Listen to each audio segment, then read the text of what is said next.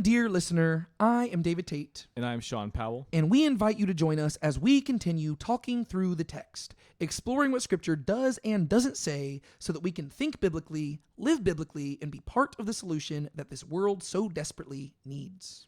Dust off your sandals and strap on your tassels as we climb up the mountain to unlock the 5 books of Torah in Season 1, the Sinai Sessions. Today we are going to be talking about Genesis chapter 47, verse 28 through chapter 50, verse 26, otherwise known as Parashah Vayechi, and he lived, and which we can also say is the end of the book of Genesis, which means that at the end of this episode, we will have officially finished talking through the text of the first book of the Bible. Sean, how does it feel? It feels good. Yeah, we have made it. 1 book down, 65 more to go, and then who knows? Maybe even other books as we explore our way. Who knows? Lord willing, let's just get through the Torah first, I guess. Yeah. And then at the end of today's episode, we are also going to do a kind of Genesis in retrospect discussion. Originally, I was wanting that to be a separate episode altogether, but the way things worked out, this week happens to be VBS week for our church, and that means that we are on a bit of a time crunch. We don't have as much free time to film another episode because Sean has another job, and he's usually working at the time I would be free from VBS. And so we are filming this episode much later right now, and as soon as we finish, I'm going to go home and eat some dinner. And so since we don't have time to film another episode, we're just going to kind of crunch them all together, and I think we can fit that in because we should be able to really cover everything that we need to cover and also do that all in one episode. So that'll be good.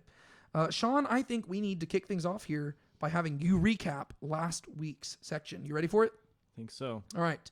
I'm going to give you a minute. There's no punishment if you go over a minute, but I'll be a lot prouder of you if you get it under. But as usual, your goal is to try to recap everything in 60 seconds or less. If you go over, I will scowl at you, but that's about it. Okay. You ready? Yeah. All right, and go. So basically, we start off with Judah responding to the situation that they're in with Joseph, and he offers to take him as a slave instead and let the others go instead of Benjamin. Joseph gets moved by this, and he ends up revealing who he is to his brothers, and he sends them to go get Jacob, and they go back to the land in Canaan, and they talk to Jacob, and they let him know what's going on, and Jacob rejoices at the thought that his son's alive. They end up coming back into Egypt, and they meet back with Joseph. Joseph sends them to Pharaoh to go talk to him to let them go settle in Egypt. They go talk to him. Jacob blesses Pharaoh. They go settle in the land of Egypt. The famine resumes, or it continues on, and the people, by the end of it, basically sell most of their stuff to Pharaoh. And so by the end of that, the people of God's people are living nicely in Egypt. Mm-hmm. All right, how long was that? 39 seconds. 48 seconds. 48, no. You know, at the beginning of the book of Genesis, you were a lot better at guessing the times. I was a lot better, yeah. Now I'm like all over the place. Yeah, but that was good. You got it under a minute, which is really good. Much more impressive than I could ever do. But yeah, so last week's section, basically, it began with what I argued is the climax of the entire book of Genesis, to where you have Judah making this epic proposal, which is basically just the gospel. And we can say that as Christians because we're looking back, we're like, wow, Judah started off looking like Judas Iscariot, but by the end of his story, he looks a lot like Jesus, which is really cool. And that's going to have ramifications on today's section. And then that's immediately followed by Joseph revealing his identity. And so those are really like the 2 big climactic moments of the entire book. And then the rest of Genesis is basically just wrapping up loose ends. And so we get to see how, like you said, Jacob migrated to Egypt, how they acquired the land of Goshen, what Joseph did in Egypt. And really the ending thing that we saw at the end of last week's section is really one of the high moments of Joseph's career, but it is going to be something that kind of backfires in the long run. Because what we see is that Joseph was such a good servant to Pharaoh that he laid the groundwork that basically turned Pharaoh into the one in charge of everything, so that people were selling their money, they were selling their land, they were selling themselves to Pharaoh. And it's that very thing which is going to pave the way for the beginning of the book of Exodus, where this is turned against the Israelite people and they're going to be enslaved. Mm-hmm. And I don't think we should judge Joseph for that. Joseph was doing a good job. And we also got to realize that even Israelite slavery is all part of God's plan here. And so I don't think we're supposed to look at Joseph and say, what are you doing? I just think it's interesting how he is the one who literally lays the groundwork for something that is going to cause the people to sigh under oppression later on. And so that's kind of where we left off last week. Do you have anything else you want to say by way of introduction before we hop into the text itself for today? I don't think so. I think we're good to hop in. All right, cool. Well, like I said, today we are finishing the book of Genesis. And so we are covering basically the back half, really the back few verses of chapter 47. And then we're covering chapters 48, 49, and 50. And then we're done. And so let's hop in. And really, since we're covering just like the very few final verses of chapter 47, it kind of is its own little story there, but let's just address it alongside chapter 48. Okay. Can you just summarize everything that happens in the remainder of chapter 47 through chapter 48? Yeah. Long story short, basically, Jacob is talking to Joseph, and he says he knows that he's going to die soon, and so he asks Joseph to make sure that he gets buried in the land of Canaan with his fathers, specifically in the land that Abraham bought, not in Egypt. And he agrees to do that, and then basically most of 48 is just him blessing Joseph's sons. And there's this kind of little situation that happens, and it'll sound similar to something we read before, but basically he ends up blessing both Joseph's sons. Yeah. And so the reason why today's section is called Vayechi is because the first word in the section is Vayechi, and he lived. So when you read verse 28, it says, and Jacob lived in the land of Egypt 17 years. So the days of Jacob, the years of his life, were 147 years. And if you remember in last section, he complained about how his life had not been as long as his father and his grandfather. And that is also true in his death, to where Abraham, I believe he lived to be 175 and Isaac lived to be 180. And so Jacob did fall short of that, but Joseph is going to fall even shorter than that. He's going to live to be 110.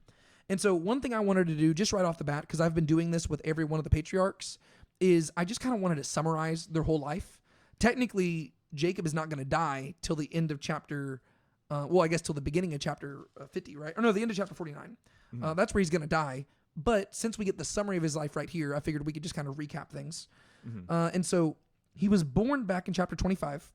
And we even talked about how that whole section in Genesis is kind of weird because it's this awkward transition period to where Abraham dies at the beginning of chapter 25 and Jacob and Esau are born by the end of that chapter. And the only chapter that is uniquely dedicated to Isaac is chapter 26, which is after Jacob's already been born. So it's kind of a weird section, but Jacob was born in chapter 25. And by the time we get to chapter 27, he's already 77 years old. And we only do this by counting backwards, right? So we know he dies at 147. We know that he moves to Egypt at 130. And if you just work your way backwards to where we know that Joseph was 17 whenever he was sold into Egypt, and you work your way backwards, you do all the math, he was 77 years old whenever he stole his brother's blessing, which is just interesting. Like it kind of changes how you picture the story. And so he steals his brother's blessing at age 77, and he ends up living in the land of Padan Aram for 20 years, so until he is 97, but all of his kids are born, other than Benjamin, by the time he's 91. And so after 14 years in Padan Aram, Joseph is born. That's when Jacob is 91 years old. He lives there for another 6 years, and then he returns to Canaan at 97 years old. That's when Benjamin is born. And then another 11 years after that is when Joseph is sold into slavery, right? So whenever Joseph is 17 years old, Jacob is 108 years old. And Joseph is gone for 22 years of his life. And then whenever Jacob is 130 years old, he moves down to Egypt and he dwells there for another 17 years before he dies at 147. And so I kind of addressed this last week, but it's interesting how when you look at Joseph's relationship to Jacob, there is like this weird like sandwich for Jacob's life to where Jacob and Joseph are together for the first 17 years of Joseph's life. And then they're separated for 22 years. And then they're reunited for the final 17 years of Jacob's life. I just find that interesting. I don't know what to do with that information, but it's weird how there's that 17-17 at the beginning and end there. And so that is the summary of Jacob's life. My question to you is, how do you feel about Jacob as a character? Now that we are reaching the end of his story, what are your thoughts? He's definitely a very interesting character. I still find it like interesting when you think about the fact that of all the patriarchs, he gets by far the most. I mean, not that everything since 25 has been about him, but Jacob's story spans half of Genesis. Yeah. I mean, half of the first half is from, Eden to Babel. And then the other half is basically Abraham and Isaac. Mhm. And then the entire other half of Genesis is basically Jacob. Yeah. As far as patriarchs go. Yeah, basically a quarter of Genesis is dedicated to like the founding 1,000 years of history, like several thousand years. And then you've got a quarter of Genesis dedicated to two patriarchs. And then you've got like half the book, which it does dabble into Joseph and Judah's story, but like Jacob's death is reserved for here. Whereas in other versions of the, like whenever we saw like Abraham and Isaac, it didn't necessarily report their deaths chronologically speaking. To where it would always like set it up to where Abraham died before you really got to Isaac's story. And then Isaac died before you got to Jacob's proper, like full story, And so it is weird how, in this case, they did save it chronologically to where it's at the end, to where Jacob's story really does cover half the book, that is intriguing. Yeah. And what's even more surprising is probably that most of Jacob's character arc takes place in these final few chapters here.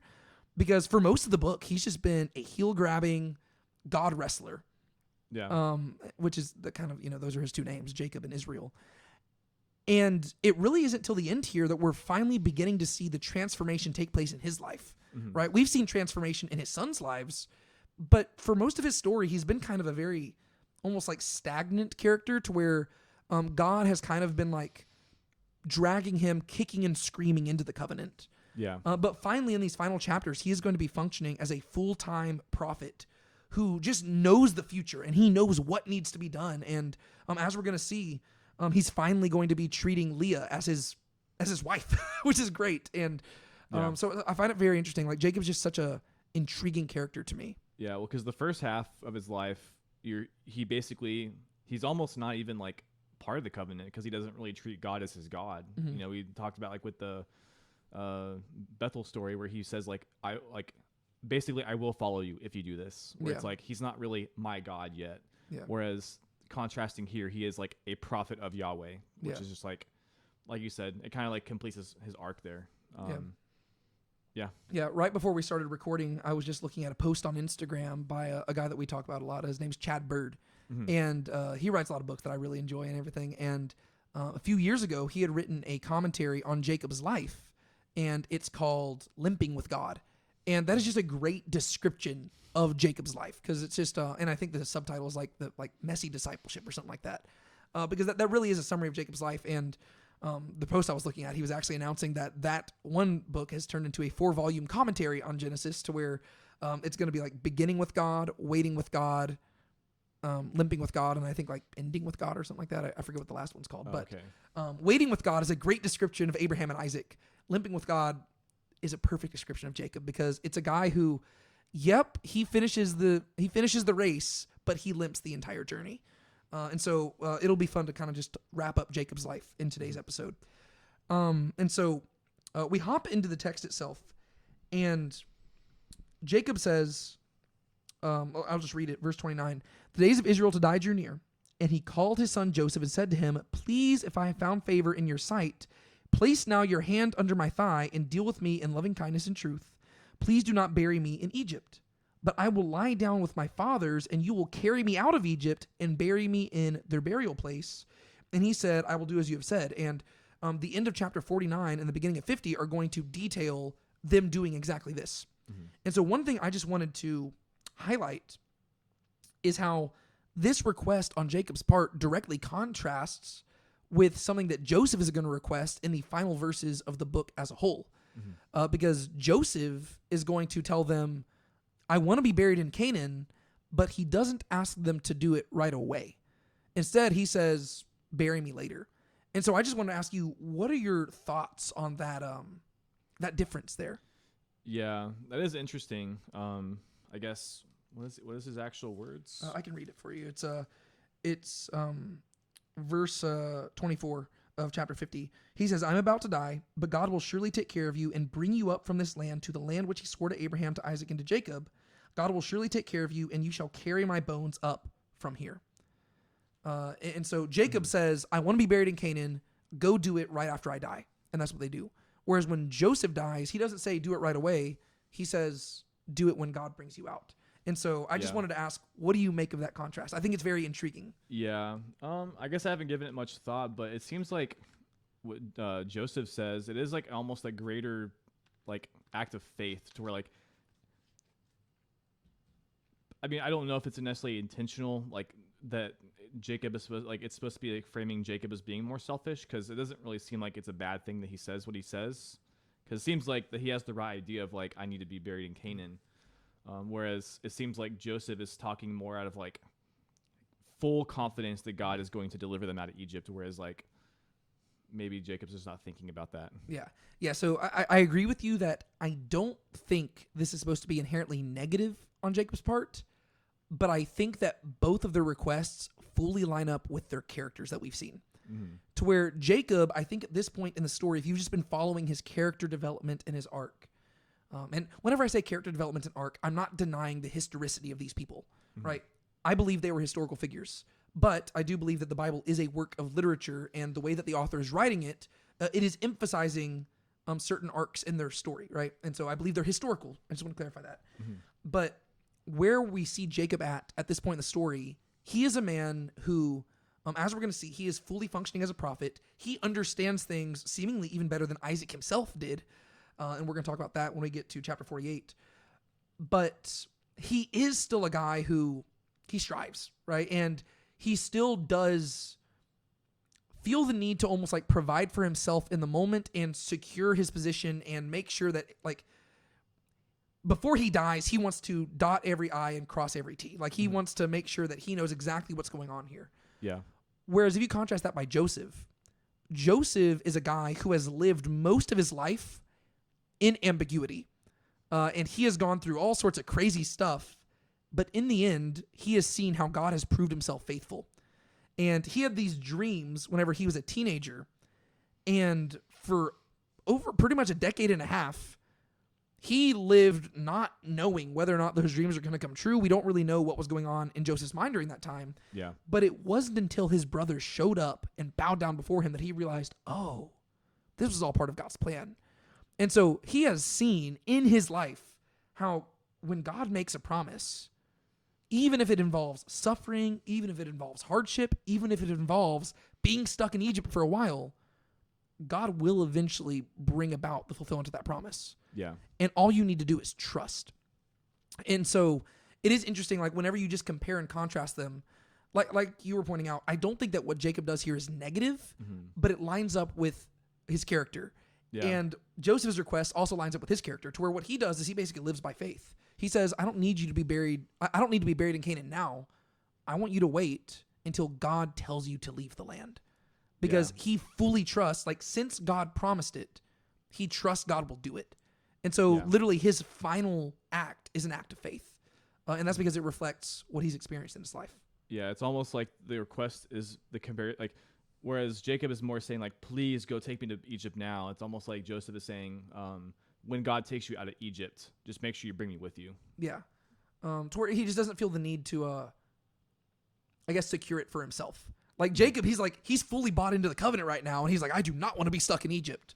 Whereas Joseph's like, no, just wait until God does it. Like he's totally fine with like just waiting on God's timing. And I find that really cool. Yeah. I love that the final thing that we see in Genesis, and I know that this is getting ahead because we're still in chapter 47, but I just find that really cool that Joseph's final act is an act of faith where he is just trusting in the promises of God. And that kind of, that really calls back to Abraham, where Abraham believed God and it was counted to him as righteousness, to where really the story of the patriarchs, whenever you just look at what we're being taught, is what does it look like to live by faith? And you get all different versions of faith when you look at Abraham and Isaac and Jacob and Judah and Joseph. Like you just see how they're all such vastly different characters, but God still used all of them and he's fulfilling his promises through them. Yeah. But their faith all looks different. I just think that's really cool.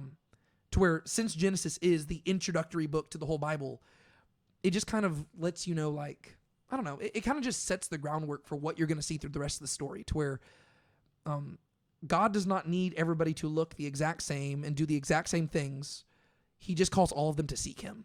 And some people are going to be like Abraham, where it just like happens, like they're just like they mess up, but they're committed to it. Some people are going to be like Jacob, where they're just dragged into it. Some people are going to be like Joseph, where they're like just Flying colors. Flying colors, just passing the tests.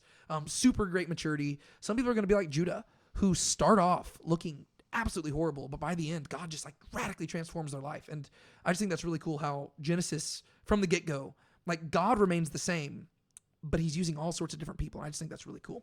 Yeah. One other thing I want to highlight in chapter 47 is how this is when I was saying that this lines up with Jacob's character. This is what I mean. They say, I will do as you have said. And he says, verse 31, swear to me.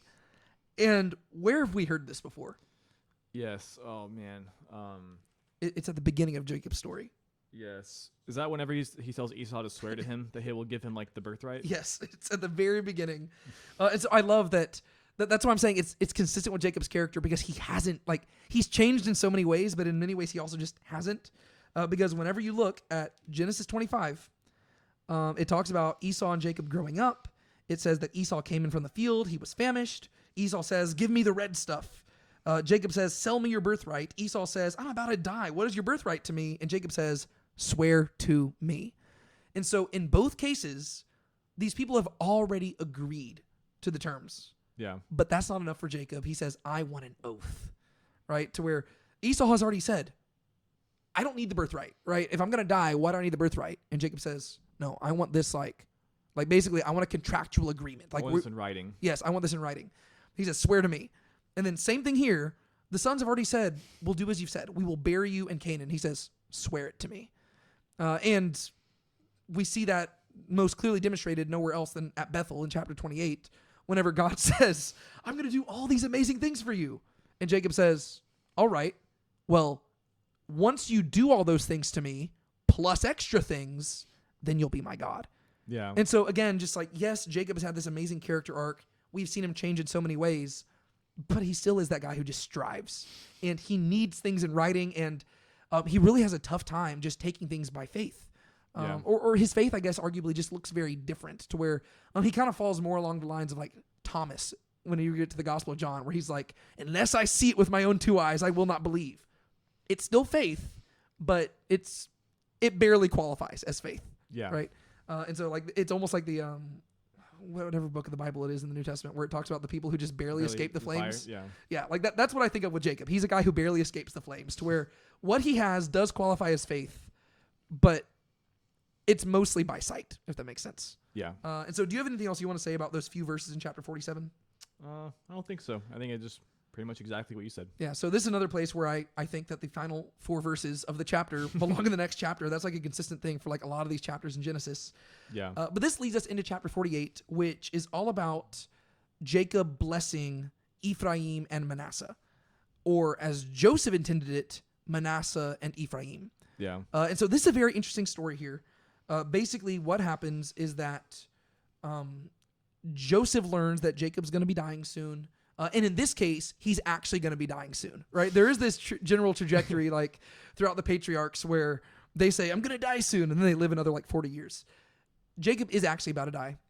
And so Joseph brings his sons before him, and the wording of it in Hebrew is actually a little bit awkward because I think you're supposed to be kind of confused by the situation.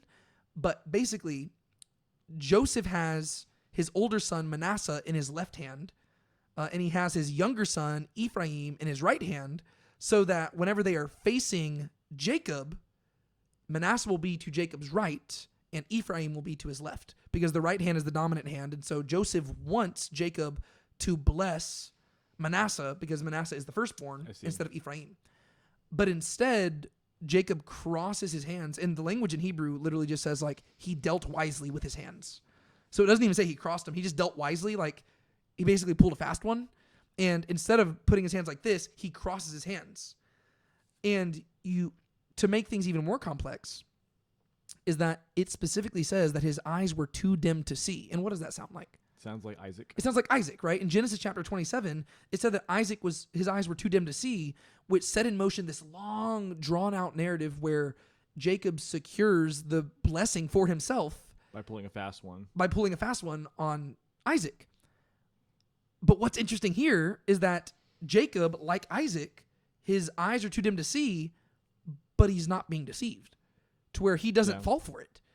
Instead, And what's interesting about this even more is that Joseph doesn't try to deceive him, right? Joseph is pretty straightforward to where whenever Jacob does what he does, Joseph's like it says that this was evil in the sight of Joseph. And he says, Dad, you're doing the wrong thing. You're supposed to be doing it the other way. Like it's almost like Joseph thinks like his dad's going a bit crazy here. He's like, no. Like, what are you crossing your arms for? Dad, this is weird. And Jacob says, I know, my son. I know. And I just find that so interesting because you contrast that with Isaac. And whenever Isaac, like Isaac didn't even know what he had done until Jacob left and Esau came in. And Esau tells him, and then it says that Isaac like trembled and he was terrified. And it's just so interesting because with Isaac, there were all these red flags where Isaac should have perceived that it was not Esau before him, but he fell for it and he was ignorant. And he didn't even realize what he had done until Esau basically told him. Yeah. But then you have Jacob, who has been a guy who has just been constantly wrestling against God this entire story. Yet in this story, he's very perceptive. And even though he's blind, in many ways, he sees more clearly than Joseph. And what makes it even more intriguing is that we're never given an explanation as to why, right?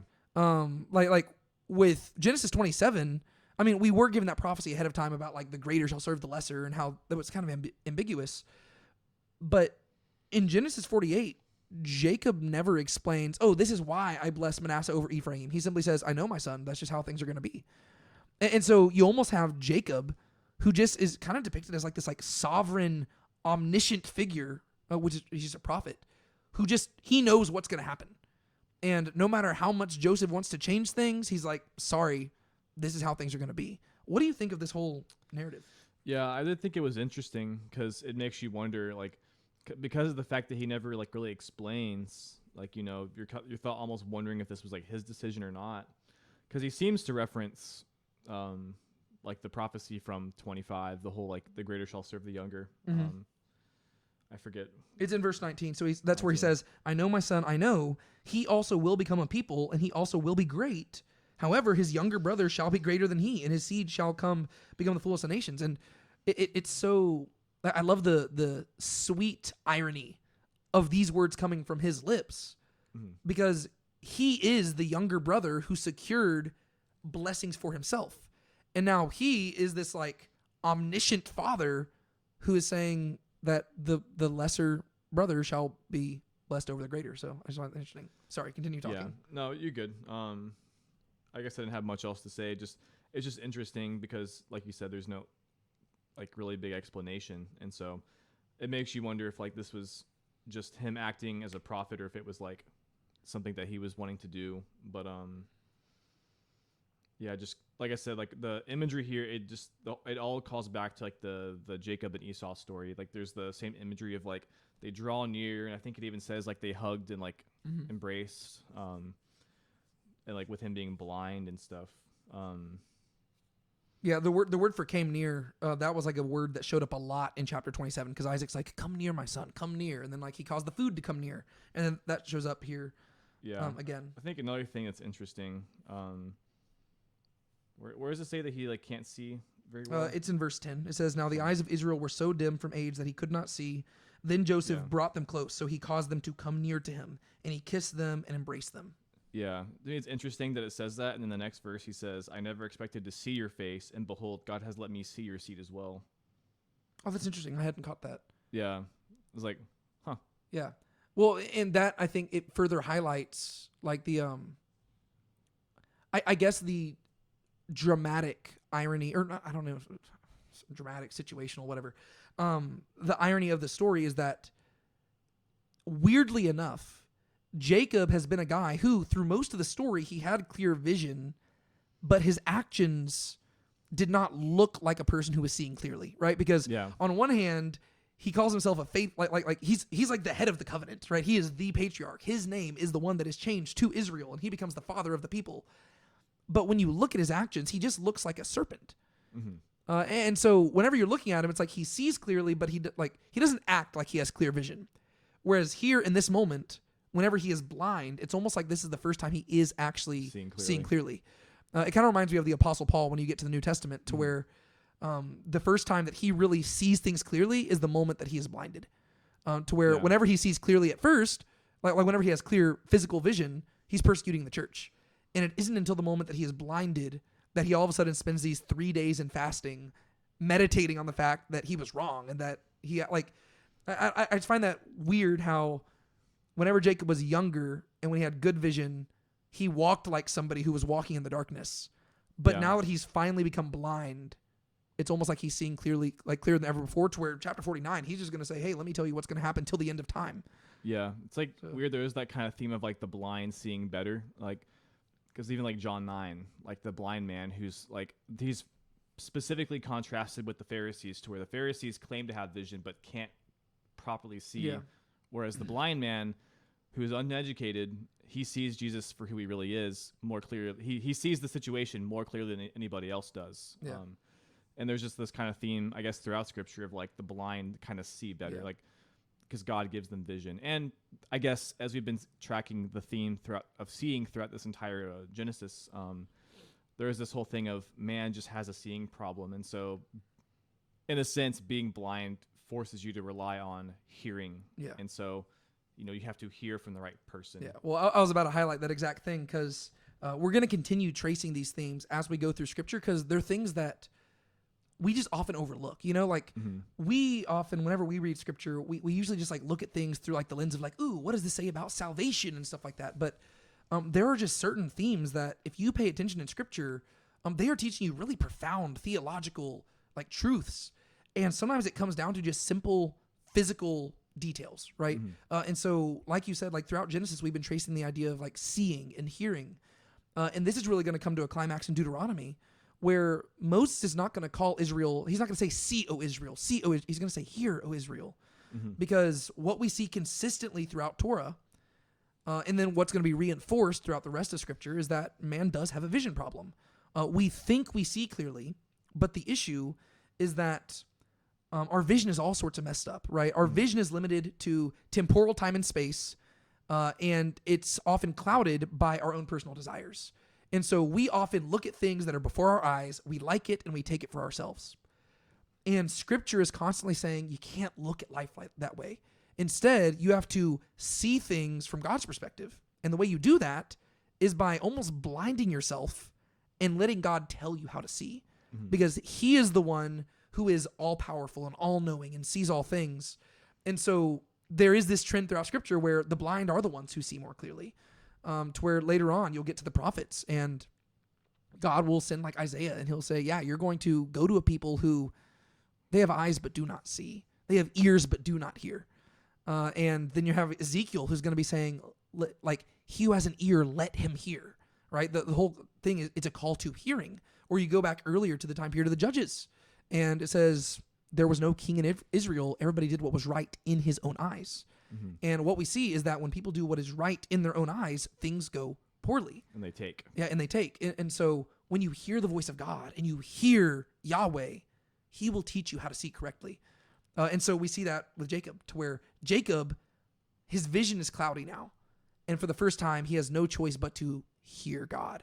And so now all of a sudden he just turns into a full-blown prophet. And I just find that so interesting because, I mean, it's kind of true.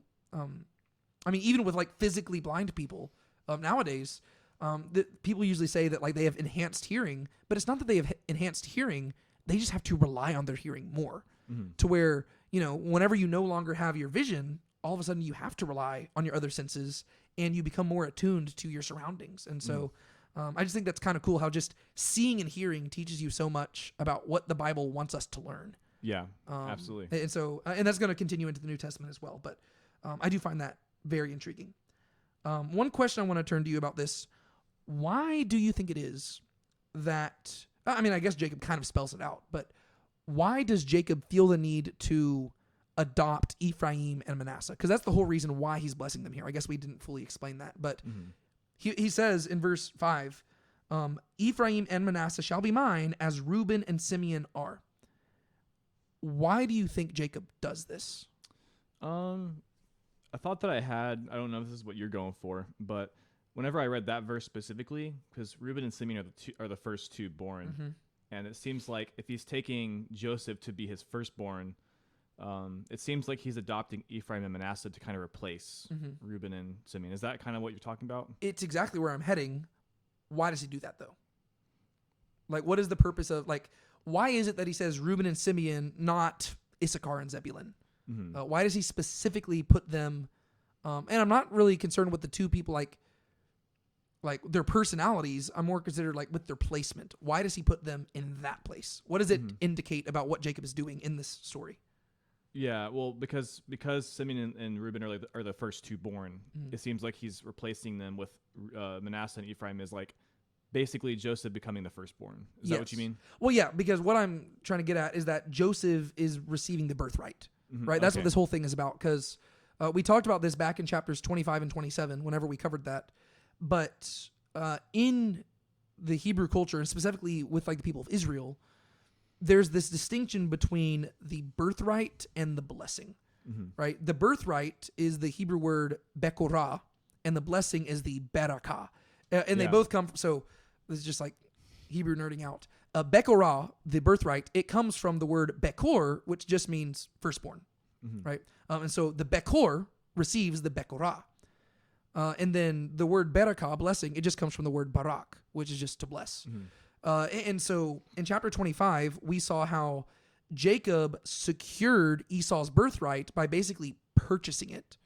And then in chapter 27, he stole the blessing by disguising himself as Esau and securing it. So the way you basically iron this all out is that the birthright is the physical inheritance that is given to the firstborn upon the father's death. And it is a double portion of the inheritance that everybody else receives. Whereas the blessing is like it seems like that's specifically tied to the people of Israel, and it is the covenant promises that are given to the people. And when we get to chapter 49, we're going to see that all of the sons of Jacob receive a blessing in a way, but certain sons are going to come out on top, and they're going to receive special blessings. Kind of like how Jacob and Esau both kind of got blessings. They both got blessings, but Jacob was the one who got the superior blessing. Yeah. But this right here is basically Jacob communicating to Joseph that he is going to receive the birthright, because Joseph is one person, but by Jacob adopting Joseph's two sons, Joseph now receives a double inheritance. And specifically by placing them in the firstborn spots, he is identifying Joseph as his firstborn. And the funny thing here is that Jacob has always been treating Joseph as his firstborn. Yeah. Ever since the beginning of the story, and really just throughout the whole story, Joseph has kind of acted like all of his sons prior to Joseph were just slaves. Jacob's just been treating them, order them around and stuff. Yeah, just order them around. And he said, "Oh, if Benjamin dies, who do I have left?" And they're like, "Are we nothing to you?" And so the sons of Rachel are really Jacob's favorite, and so he's always been treating Joseph as the firstborn, and that's why the brothers were so frustrated. But ironically, through everything that the brothers put Joseph through, they really can't argue against Jacob at this point, right? Because they basically put Joseph through hell and back. And so it kind of makes sense that he would get the firstborn spot now. And so it was kind of a whole self-fulfilling prophecy where the very thing that, like, the actions that they took are the very things which caused the thing that they didn't want to happen. And so so Joseph is the one who receives the birthright. The question becomes, who's going to receive the blessing? And we're going to get that answer in chapter 49. And so I just want to highlight that that's kind of what's going on here. And so is there anything else you wanted to highlight in chapter 48? I guess there's a question that I wanted to ask, but is there anything that stood out to you that you wanted to highlight before I turn to my question? I don't think so. I think the main thing was just, like I said, just how it compares back to like the Jacob and Esau story, but we already talked about that. Okay. The one question I had for you is it's in I might have put the wrong verse references here. No. It's right here. It's in verse 7. I just found this curious, and I don't even necessarily have an answer here, so I'm not trying to lead you in a specific direction.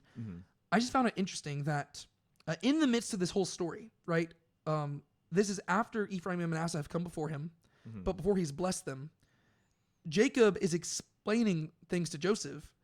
And in verse 7, he says, "Now as for me, when I came from Padan, Rachel died, to my sorrow, in the land of Canaan, on the journey, when there was still some distance to go to Ephrath. and I buried her there on the way to Ephrath, that is Bethlehem. And the question I have is, why is that even relevant to what Jacob is communicating here? And again, I don't have a specific answer. Mm-hmm. I was just curious, like what are your thoughts there? Because to me, it felt kind of almost out of place, because he's over here like, hey, I want to bless your sons. Let me remind you about your mom's death. And then he just goes and blesses the sons. Mm-hmm. Do you have any thoughts on that? I guess I didn't. Yeah, it is kind of strange now that you mention it. He says, now as for me, and it seems like he's comparing him to like he's contrasting him and Joseph somehow. Do you think that there is some kind of comparison between like Joseph in Egypt versus him in Padan Aram? Like, because first he starts talking about how God appeared to him and promised him to be blessed, and then he says, so now your two sons were born to you in the land of Egypt before I came to you in Egypt. But he says they're his. They shall be mine. But the kin after them, how it will be yours. Now, as for me, when I came from Padan, Rachel died. It almost seems like he's saying, you're going to have more sons after these two, whereas for me, I only had Joseph and Benjamin. Yeah. But I'm not going to have any more after this. Yeah, so this is where I've got kind of different ideas. I think part of it does kind of have to do with like the reunion aspect of things, to where he was gone for a while from his family, and whenever he returned to his family, he had another child. And so now Joseph was gone from his family, and so it seems like he's almost saying, well, as a reward for you being separated, our reunion is now going to be like the kids that you had whenever we were separated, like those kids are going to become mine as well. Like, so just like I had kids outside of the land, well, you had kids outside the land too, and so I'm going to bring them into my fold. That could be part of it. Mm-hmm. But it also almost could seem like, since I think this is just consistent with Jacob's character of like just being obsessed with Rachel. Yeah. Leah has provided Jacob with so many children, but Leah was never his favorite wife. Rachel was the wife that he always intended to marry, mm-hmm. but her legacy is very fragile, right? If you're just like thinking about her legacy throughout like the people of Israel, well, Leah had 6 kids, and then her maidservant had 2 kids, so 8 kids really go to Leah. Rachel had 2 children, and then 2 children to the maidservant, so there's 4. So Rachel currently has like 4 versus 8. Like Leah has 8, Rachel has 4. But Rachel's like his favorite. And he lost Joseph for so long. So that really brings Rachel almost down to like 3. And so it's almost like he's saying, like, out of honor for his favorite wife, like, just like whenever her final gift to him was another child. And it's almost like he's saying, now that I'm dying, the final gift you could give me is an extra child as well. So where you are 1 child, now I will have 2. And so it's almost like Rachel is continuing to give him children even beyond her death, if that makes sense. Yeah, it's almost like because she died too early, it's like these are the kids that he would have had if she was still alive. Yeah. Where it's like, yeah, it's almost like he's asking him, like, just please let me have this. Like, she died before, like, I wanted more kids from her, but since she didn't, it's like, these are the kids that I should have had. Yeah, to where like I feel like it makes the most sense if you just remember that Jacob is absolutely obsessed with Rachel. Like he's just, it really is just kind of weird to me how, I mean, whenever you read the original story, it sounds kind of romantic. It's like, oh, he worked 7 years, but it felt like a day. And like that part's great, but he really does. Like he just, throughout the rest of the story, he never like even after her death, it's just her kids are his favorite, and it is very kind of unhealthy. I mean, just having multiple wives is already unhealthy enough, but to his credit, he didn't intend to have multiple wives. That kind of just accidentally happened, which is wild to say. But yeah, so I feel like it makes the most sense if you read Jacob's obsession with Rachel into it, because then it's like, if you follow like his logic, it's like, okay, like he's like, Rachel died before she could give me more kids. And as it currently stands, she's way outnumbered. So, like, if you give me your kids, now, like, the 2 kids that she gave me now becomes 3. You know, it's like 2 minus 1 plus 2. It's like it seems like that's kind of what's going on there. I could see that. Yeah, I just didn't have a full answer. I just thought that was interesting. Final thing to talk about in chapter 48, then we're going to get to chapter 49, the final verse of chapter 48. I know that we talked about this before we started recording, and we talked about it for a while. We probably don't need to talk about it as long, but I did want to at least address it. It's a weird one. I'm just going to read it, and then I'm just going to turn the discussion to you.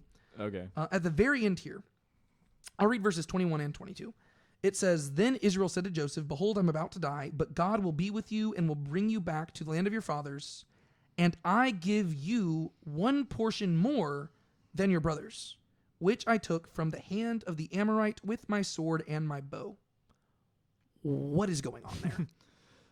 Well, I guess the most simply put is that no one really knows for sure. And I've looked into it a little bit, not like a bunch, but it sounds like people have all kinds of theories about what this refers to.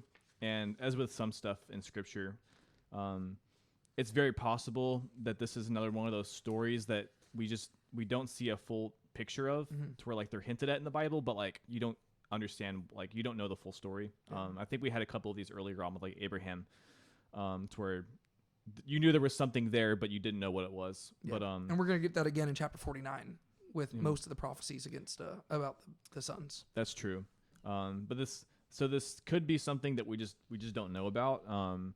The most convincing thing that I saw was that this is referring to Shechem, which does make sense because the Amorites were seen to be the predominant power in the land of Canaan at this time period, just throughout the patriarchs.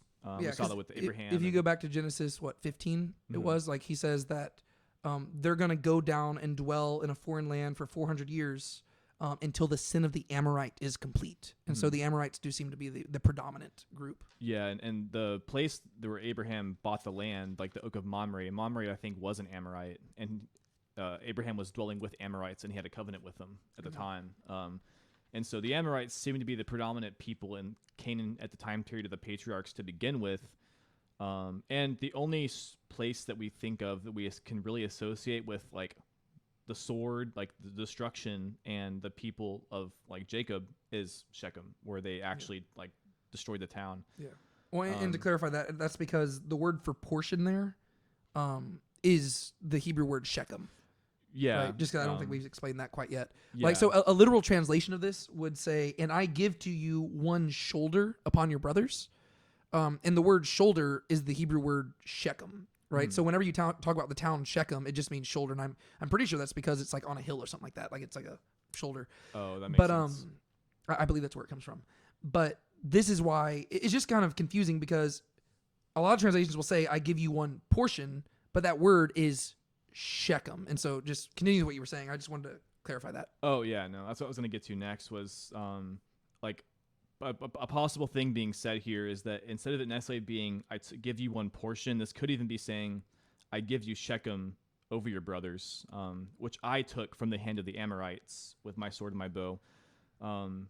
It is possible that this is something where Jacob is giving Joseph Shechem, and we see later on this might be where he was buried, and so it's possible that Jacob is taking responsibility. He's giving himself kind of credit or responsibility for destroying Shechem, which kind of makes sense.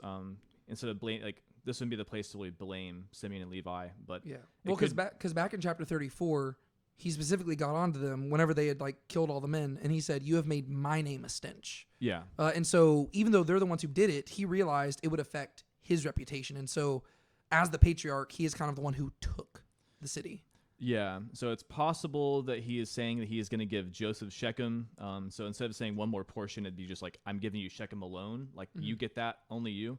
Or it's possible that Shechem again just means like a portion, like, so he is still giving him one portion more than your brothers. And it could still be referring to Shechem, but this kind of goes in line with just the whole him getting a double portion. Yeah. Yeah. So really both of those interpretations make sense. If it's one portion more, well, that tracks because Joseph is going to inherit two tribes, not one.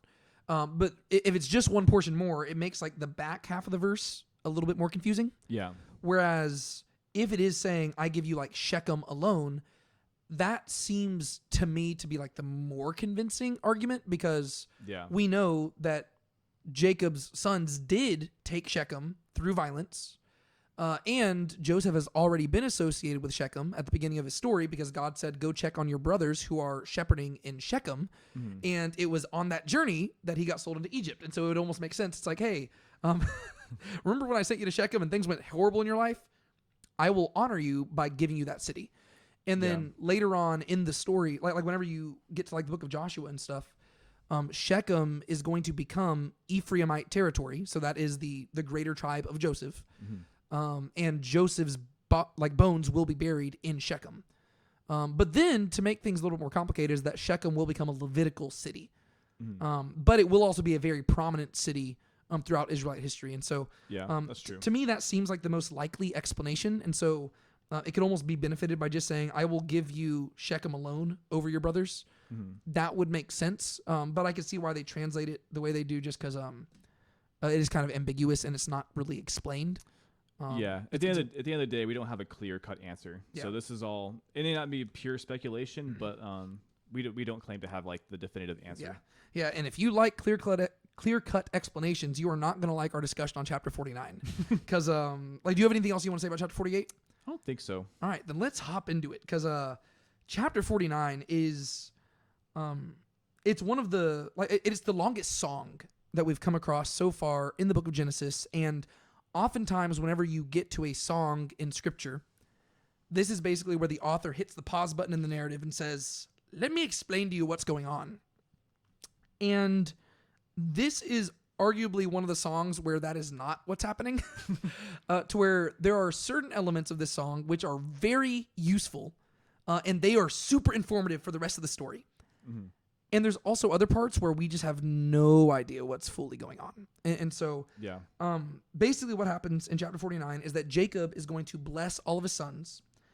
And what he specifically says, just to read the first two verses that set it all up, it says, then Jacob summoned his sons and said, gather together that I may tell you what will befall you in the last days.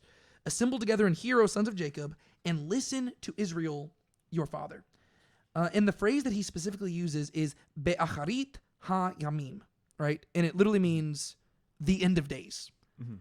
And whenever you see this phrase popping up in Scripture, it doesn't typically seem to be like it seems to legitimately mean the end of days. To where whenever it shows up again, you're going to see this in the oracles of Balaam in Numbers 24. He's going to talk about the end of days. You're going to see this again in Deuteronomy chapter 4, whenever Moses is predicting that the people are going to turn away from God, but that in the end of days, they will finally turn back to him. And as you keep reading through the Old Testament scriptures, you're going to see they ain't turning back to him yet. And then in Deuteronomy 31, when Moses is setting up the song that he's going to sing to them, he says, let me tell you what's going to happen through the end of days. And when you read Deuteronomy 32, it literally predicts the rest of human history. It ain't just talking about the next 20 years. It's talking about all time. And then the phrase shows up again and again throughout the prophets. And so it really does seem like what Jacob's doing here, he's not just talking about the next 50 or so years. He's talking long term. And that actually makes it, I would argue, a little bit easier to interpret because it makes it easier for us to say, we don't know, because it's very well possible that some of the things being talked about here just haven't been fulfilled yet. Because the thing is, there are some things that he says about the sons that if you simply apply it to the tribal allotments of Israel during the time period of the united monarchy or the divided monarchy, it doesn't fully track. And keep in mind that, there is stuff within the Torah where you can tell that probably later editors have updated place names or something like that. And so they would have to be aware of this stuff. And you would expect some later thing to explain it if they thought that there was an error, and so this would lead me to believe that even the original Hebrew readers, they viewed this as being something that was long term. To where maybe we're just not supposed to know the full answers. And whenever you look at both Christian and Jewish commentaries, they're split on a lot of this stuff. And so I just want to highlight that because I find it very interesting. And so if you want very clear answers, you ain't going to get them. But we are going to probably just read through this whole chapter and just give our thoughts. We're going to linger on certain ones more than others. You want to go for it? Sure.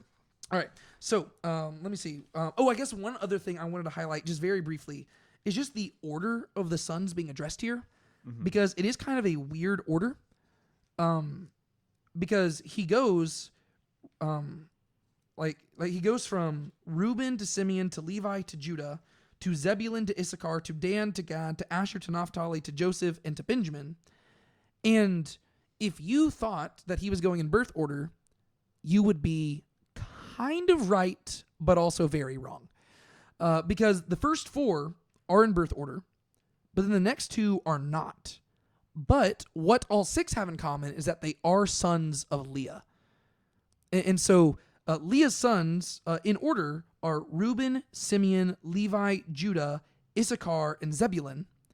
But the order that he goes in is Reuben, Simeon, Levi, Judah, Zebulun, Issachar. And so he flip-flops the last 2. And I'm not sure why. And then the next 4 that he addresses are the sons of the concubines, Bilhah and Zilpah. And the order that he goes in is Dan, Gad, Asher, Naphtali. But if you were to actually go in the appropriate order of their birth order, it would be Dan, Naphtali, Gad, and Asher. And so for some reason, he bookends those with the sons of Bilhah, and then the sons of Zilpah are sandwiched in between. But they are in birth order. They're just sandwiched together to where it's weird. And then at the very end, you have the sons of Rachel, and those are in birth order. So that'd be Joseph and Benjamin. And so I do not know what to do with that information. But it does seem like he does order them to where it's like the sons of Leah, and then it's the sons of the concubines, and then it's the sons of Rachel. But for some reason, he flips the birth order of Zebulun and Issachar. And then for some reason, whenever it comes to the sons of the concubines, he sandwiches the sons of Zilpah in between the sons of Bilhah. I do not know what to do with that information. I have no conclusions. I just wanted to highlight it because anytime you see the sons of Jacob listed, it's in a different order. Like literally every time. Like, because even whenever it was counting out the one, like it's always in a different order, and it severely bothers me. Like whenever you get to Revelation, like I know it, like I think it leaves out Dan, and like it's like there's just weird details. I'm like, there's something going on there. I don't have all the answers. Maybe one day I will.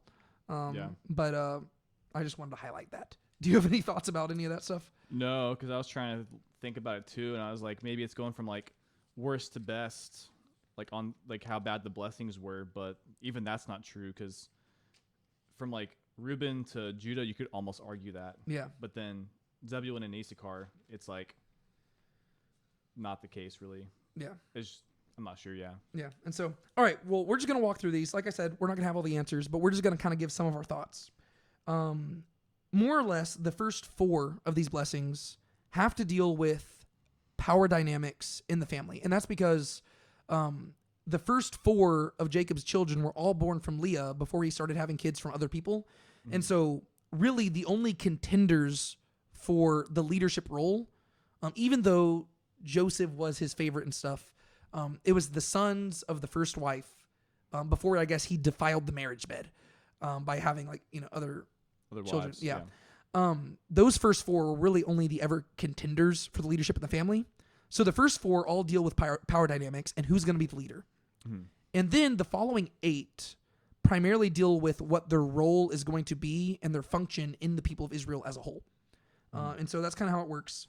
And so it starts off with Reuben. He says, Reuben, you are my firstborn, my Bekor, my might in the beginning of my vigor, preeminent in dignity, preeminent in strength, uncontrolled as water. You shall not have preeminence, because you went up to your father's bed, then you defiled it. He went up to my couch. And so what do we see about Reuben here? It's not very good. Nope. It's almost like the first half he's like doing like a bait and switch where he's like, you could have been my firstborn, you could have been my might in the beginning of my vigor, but you messed it all up. Yeah, I kind of feel bad for Reuben a little bit. I mean, he did this to himself, but it really is a bait and switch where he's like, Reuben, the best of the best. You should have been all these, or he doesn't say you should have been all these things. This is what you deserve, except for this one thing, and you ruined it. And I guess the message is that sin has consequences. But yeah, so if you go back to, I think it was chapter 35, I believe it was. I forget what chapter it was in particular, but what we read, it was just like one verse, but it says that Reuben went and he took one of Jacob's concubines to himself. And basically this was like a power play where he was, I think it's like the final verse in the chapter, I believe. But it was like a power play where he was kind of just saying, hey, Dad, I want this for myself. And as a result, it says, and Jacob heard of it. Do you have the verse? Yeah, it's 22. Okay. Now it happened while Israel was dwelling in the land that Reuben went and lay with Bilhah, his father's concubine, and Israel heard of it. And then it goes on. Yeah, and so Bilhah was the maidservant of Rachel, right? And so Reuben had taken her for himself. He had slept with her. And this is basically just saying, like, screw you, Dad. We're going to see this throughout Scripture where it's basically just a power play where you're trying to say, like, I want everything from my father. And I don't know how Reuben thought this would play out. Yeah. But Jacob was not happy about it, obviously. And it seems like Reuben spent the rest of his life trying to get back into his dad's good graces. But Jacob's not a very forgiving guy. And Reuben didn't really do anything to demonstrate that he deserved to be the leader. Yeah. And what I find interesting is that we really don't learn anything more about Reuben's fate, right? Mm-hmm. Jacob starts his whole thing by saying, I'm going to tell you what's going to happen in the end times. And he basically says to Reuben, you're not going to be the leader. And he says nothing else. So we really don't know what else is going to be happening to the tribe of Reuben. Mm-hmm. And so then we turn to Simeon and Levi, who Jacob addresses together. And the moment, like these guys, the moment he addressed them together, they probably knew what was going to happen. Because whenever you think of Simeon and Levi together, what do you think of? Shechem. You think of the Shechem story. Yeah. And so any hope that they had of receiving leadership positions fade from their, like any thought in their head the moment he addresses them together.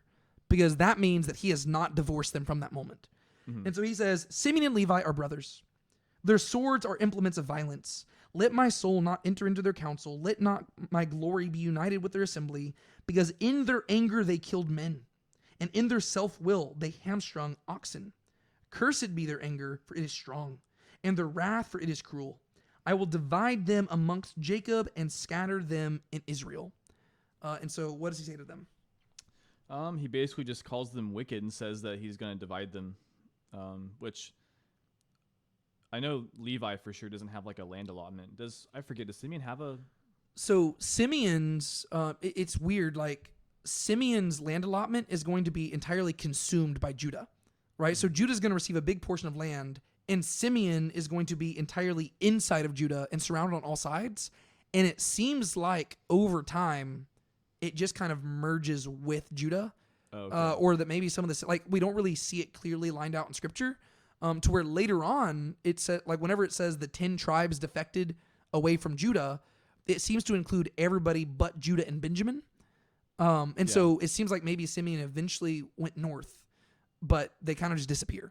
And so that kind of lines up to where the Levites, this is actually going to turn into a blessing because they're going to be redeemed in the story of Moses, and they're going to become the priests. And so they will not receive their own tribal inheritance, and they're going to be divided throughout the land because they're the priests. And so they're, rather than receiving a land allotment, they're just going to be scattered through different cities. Mm-hmm. But then Simeon's going to be separated from everybody else and just like stuck in the middle of Judah, which is like the greatest punishment because they're living in the midst of the guy who's actually the leader.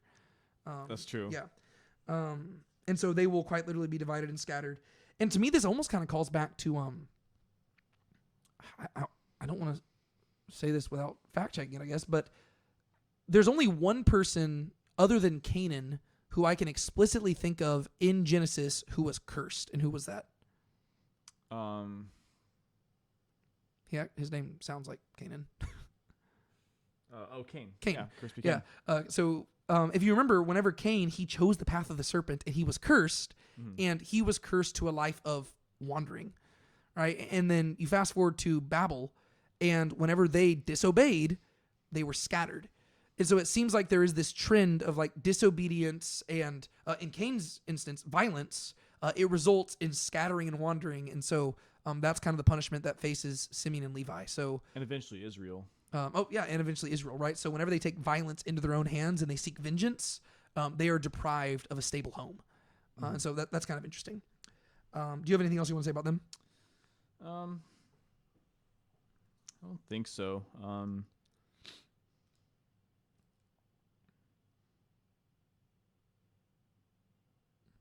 Yeah, no, I think I'm pretty good. All right, then let's talk about Judah. This is the one that people are familiar with because we love quoting our messianic prophecy verses. Of course. And the good news is I think that this is actually a messianic prophecy. Yeah. And so it says, Judah, as for you, the way I translated this in my translation is just Judah, you. Like the way it's even worded in Hebrew, it almost seems like Jacob breathes out a sigh of relief in this moment to where he finally gets to somebody that he doesn't have to say a negative thing about. Yeah. To where the words as for there just aren't present. It just says like Judah, ata, like you.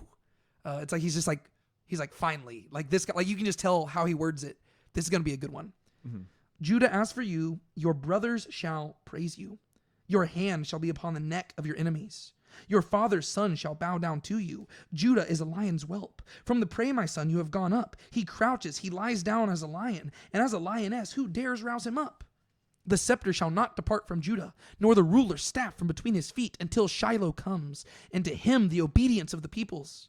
He ties foal to the vine, and his donkey's colt to the choice vine. He washes his garments in wine, and his robes in the blood of grapes. His eyes are dark from wine, and his teeth white from milk. One thing you'll notice is that Judah's is much longer than the other ones.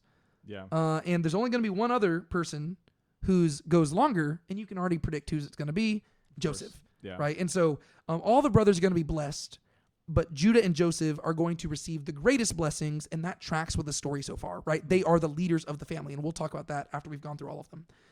Mm-hmm. But in general, what does he promise to Judah right here? Well, he basically promises him preeminence, like leadership, and then he basically he says he's gonna be blessed. So like he's gonna have plenty of like wine and milk and like food and stuff. Yeah. So he's just gonna be the leader of the family, and he's gonna prosper to a significant degree. Mm-hmm. There is a pun. There's actually a double pun here at the beginning. The name Judah is Yehuda, and if you remember back whenever he was born in chapter 29. It came from the word yada, which means to praise. Mm-hmm. Whenever Leah gave birth, the first three sons, she was like, maybe my husband will love me. And then finally, when she gives birth to Judah, she just says, you know what? I'm going to praise the Lord. And so Judah's name comes from yada, which is to praise. And the word yada comes from the word yad, which is hand. Because the idea is if you raise your hand, you're praising God. Mm-hmm. And so semantically in Hebrew, Judah traces back to praise, which traces back to hand. And he says, Judah, as for you, your brother shall praise, yada, you. Your yad, hand, shall be on the neck of your enemies. And so on one hand, his brothers will be praising him, and his hand will be on his enemies. So his brothers are going to look to him as leader, and he is going to be a victor over the people who hate him, mm-hmm. right? And so basically, he's just going to be the preeminent leader. And so he just describes him as like this amazing like leader to where he's like a lion who nobody dares wake him up, or like as like somebody crouching, and like whenever a lion pounces, you do not want to be on the receiving end of that. Yeah. And so this is where you get the imagery of a lion from Judah. You get to the back half, verses 10 through 12, and this is something which it is very clearly it's a messianic prophecy, right? Mm-hmm. So he says, "The scepter shall not depart from Judah." The word there is just the word for rod, and it's the same word that could be translated as like tribe elsewhere. So the rod will not depart from Judah. But if you wanted clarification on what this meant, you go to the next line, because like the way that Hebrew poetry works is that, subsequent lines like will explain each other. The parallelism, yeah. Yeah. And so this isn't just talking about a tribe, it's talking about a ruler's staff, mm-hmm. right? So this is specifically the leadership position. It belongs to Judah. So he is going to be the leader over Reuben, over Simeon, over Levi. He's the leader. And then it gets weird because it says this is going to belong to Judah and presumably his tribe, but it says until Shiloh comes. And different translations translate this differently because they don't fully know what to do with this, but Shiloh does seem to be the appropriate translation here, which isn't even a translation, it's just transliteration. Mm-hmm. And that's because this seems to be a name or a title. And the word Shiloh just means he to whose it is, right? It's the one to whom the scepter or the staff belongs. Mm-hmm. And for us, as Christians, we would say, oh, this is the Messiah. But you can't just say that. You've got to justify it in the text. And my question to you is, has there been any place in the book of Genesis where God has talked about somebody ruling? Like, has there ever been this expectation of somebody showing up to rule? Sure. Genesis 3:15, 16. Yeah, 15 and 16, right? So you go way back to the Garden of Eden at the very beginning of the story, and keep in mind we're arriving at the end of the story, so there is this parallel. And keep in mind that oracle that God gave to the serpent, the woman, and the man, that runs directly parallel to this because those are the two longest poems in Genesis, right? Yeah, so that's at the true. very beginning, you have this oracle of judgment against them for sin, and now at the end of Genesis, you have this oracle of blessing. And we're going to see other callbacks to this later on in this passage.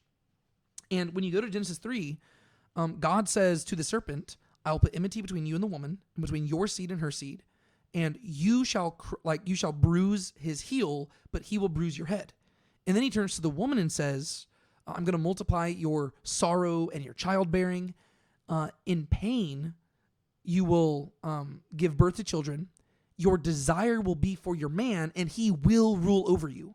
And we talked about this at the beginning, how often that is viewed as like talking about like power dynamics in a marriage.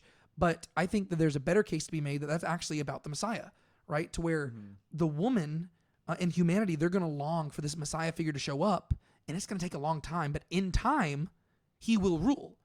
And there is this figure to whom the ruling staff belongs.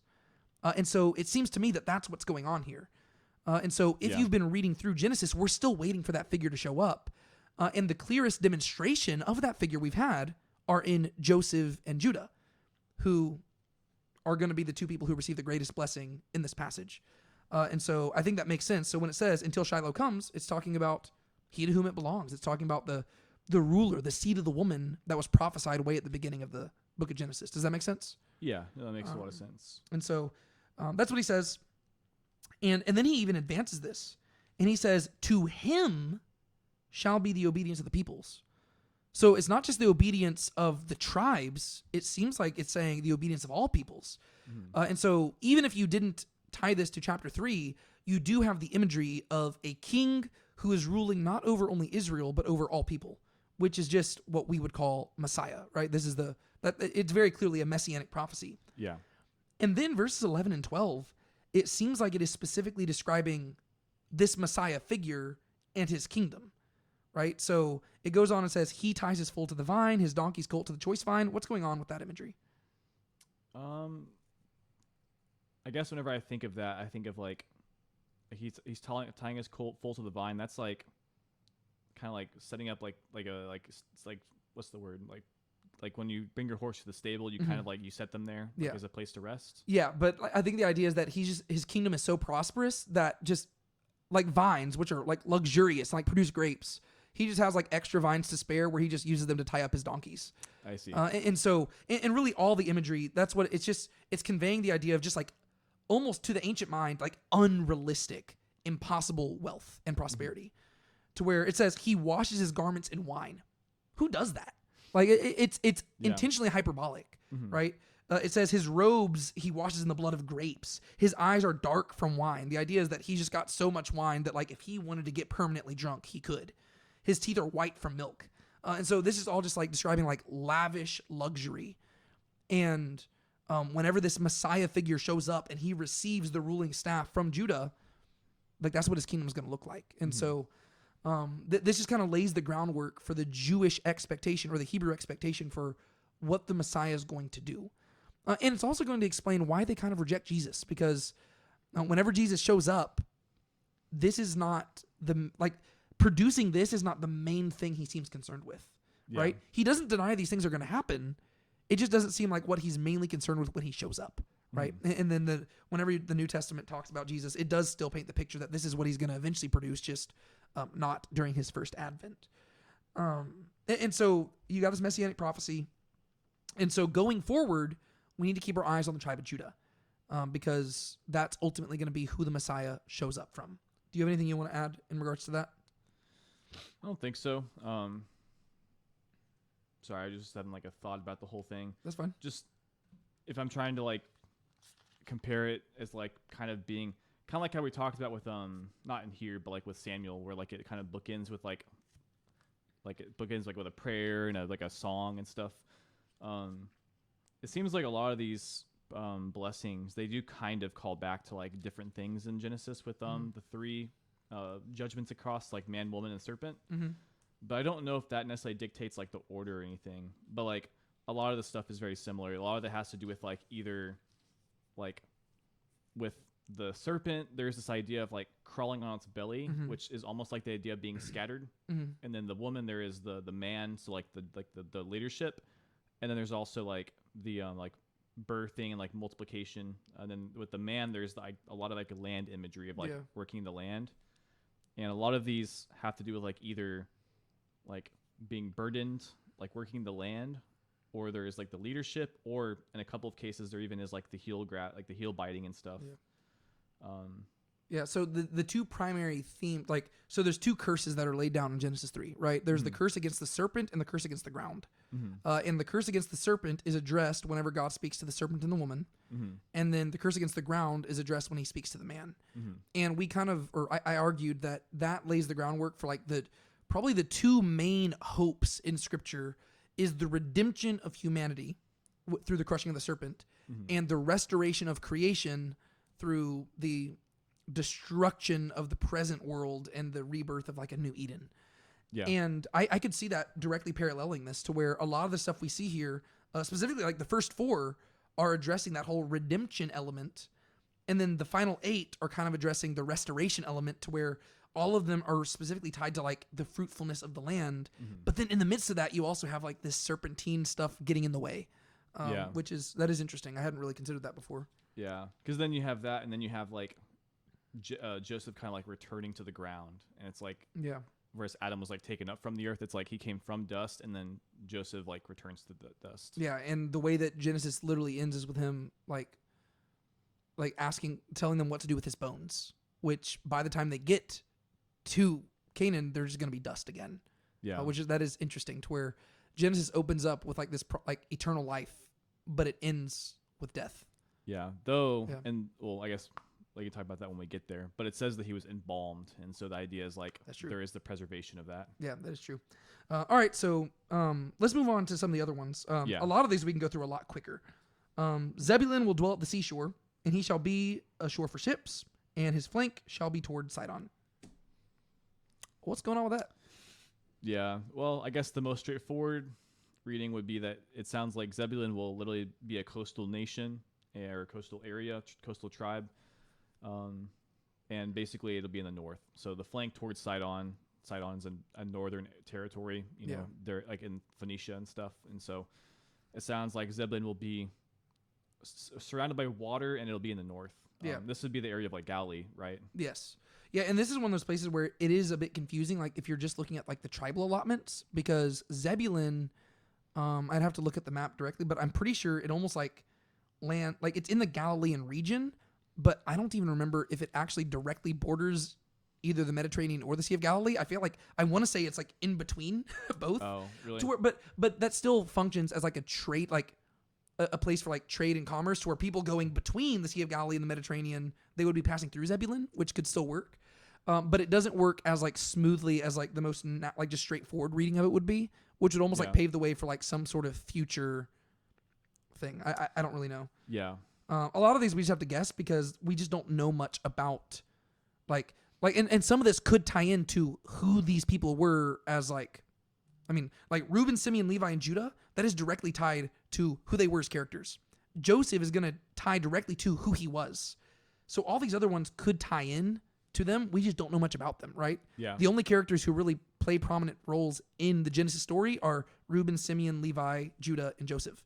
You know, and then Benjamin's almost just like he's a very passive figure. Like he's more of an object in the story. He's the MacGuffin. Yeah. He doesn't really have much. What is the word I'm looking for there? I guess just character. I'm blanking on what word I'm looking for, but yeah. So some of these could be tied to their characters. We just don't know. Verse 14, 15. So Zebulun seems like he's primarily dealing with like trade and like seafaring and stuff. Verses 14 and 15. Issachar is a strong donkey, lying down between the sheepfolds, and he saw that a resting place was good and that the land was pleasant. So he bowed his shoulder to bear burdens, and he became a slave at forced labor. So what we got there? It's kind of a weird section, I wasn't like it because it doesn't really seem like verse 15. It doesn't really seem like the first part should really flow into the second part. Like it doesn't really seem like that's the conclusion of the first part. But what it sounds like it's saying is that he basically dwelt in a nice area, but became like mostly like laborers. Yeah, it seems like it's something along the lines of Zebulun had a lot of strength, but whenever he saw a land that he desired, the best way to acquire that land was by serving and working for it. And so he used his strength to bear burdens rather than to like buck against people. Like, so it'd be like in contrast to some of the other people where whenever you talk about like Benjamin, it's going to talk about like a ravenous wolf who devours the prey. Like Issachar, sorry, I think I might have said Zebulun a second ago. I don't remember if I did, but Issachar is being presented as just like, rather than being somebody who bucks against others and like achieves things by like force, they're just serving. And so like it's almost like they exchange their freedom for comfort, to where in order to dwell in this desirable land, they serve for it. Yeah. Do you think it's supposed to be like a particularly like negative or positive thing? Because like I think it's like a ravenous wolf sounds like it's a negative thing, whereas like here it says a slave at forced labor. Like obviously slaves aren't inherently good or bad, like in this context, and so I don't know if it's like saying that if it's just talking about a matter of like power dynamic, like they're just going to be like serving versus like being served, or if it's like a negative thing. Yeah, I'm not sure. It's really hard for me because one thing that I struggle with sometimes is that it's very easy to read like our modern, like it's weird, like our modern feelings towards like animals and imagery. It's easy to read like that into the scriptures. And so like even like the ravenous wolf thing with Benjamin, I would agree that that's like probably negative. But even then, I have to be like, well, is that just me? Like, because like whenever I think ravenous, that just doesn't sound like a good thing. But like, that's fair. Would an ancient person have viewed it? I don't know. Like, you know what I mean? Like, I'm suspecting it's negative. I'm not confident enough to say. Yeah. And so at the very least, it seems like it's just ambiguous to where he gets what he wants. He gets to dwell in the good land. That's good, but it comes at a cost. Mm-hmm. And I mean, when you get to the New Testament, the greatest amongst you must be a servant of all. And so servant isn't inherently bad. Yeah. But from an ancient Israelite perspective, like if you just got freed from Egypt where you were in forced labor and you're reading Genesis, this guy submitting himself to forced labor doesn't sound too hot, you know? And so I don't really know how they would have read it because it's like service can be good, but in an ancient Israelite's mind, forced labor does not sound good at all. Well, yeah, especially because it says a slave at forced labor, not just like he serves others out of his own goodwill. Yeah. And so, I don't know. Anyways, moving on to Dan. This one's intriguing to me. Yeah. Dan shall render justice to his people. So there's another pun there because Dan's name means to judge. And so it's Dan shall Dan his people. So the judge shall judge his people, which is what judges should do. So that's good. Dan shall render justice to his people as one of the tribes of Israel. Dan shall be a serpent in the way, a horned snake in the path that bites the horse's heels so that his rider falls backwards.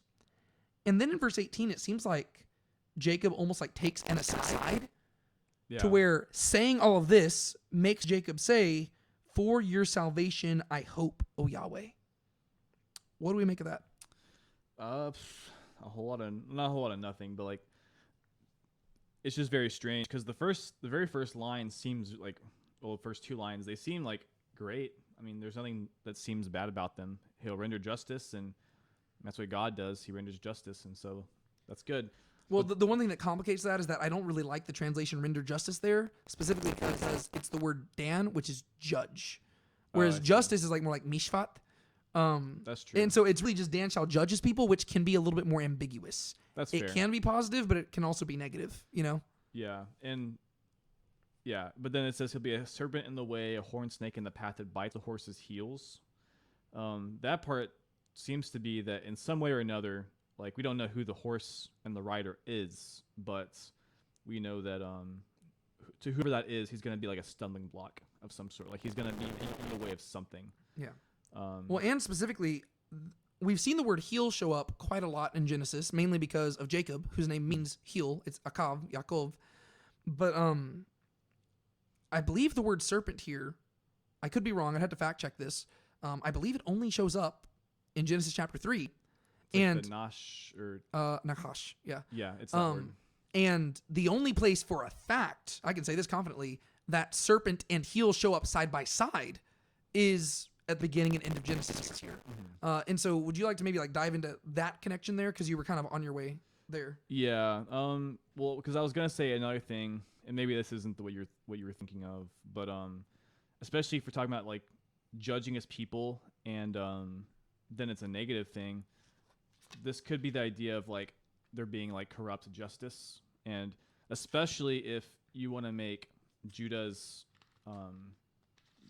whole thing messianic. This could quite literally be like in the same way that like Jesus went to a trial and he was judged wrongly and he got his like heel bit.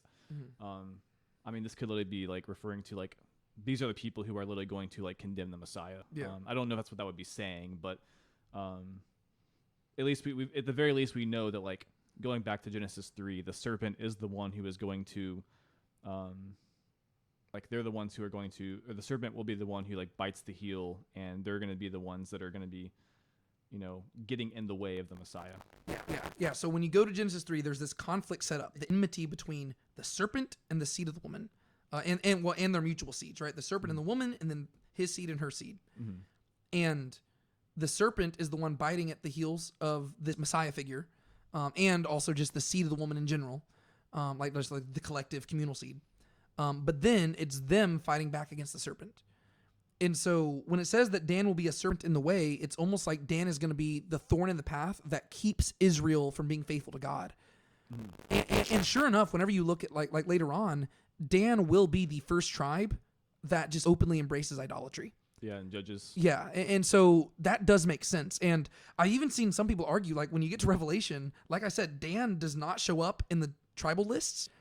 And some people have tied it to this, to where it's almost like Dan just never repents. Like I think it's in the list like the 144,000. I'd have to go double check it, but like whenever it lists out the tribes, I think it includes Levi and leaves out Dan. Or again, I'd have to go fact check it, but it is interesting that the association with Dan does not seem to be a positive one. But there are good people who come from Dan as well. But it does seem like this prophecy in general is negative, and so.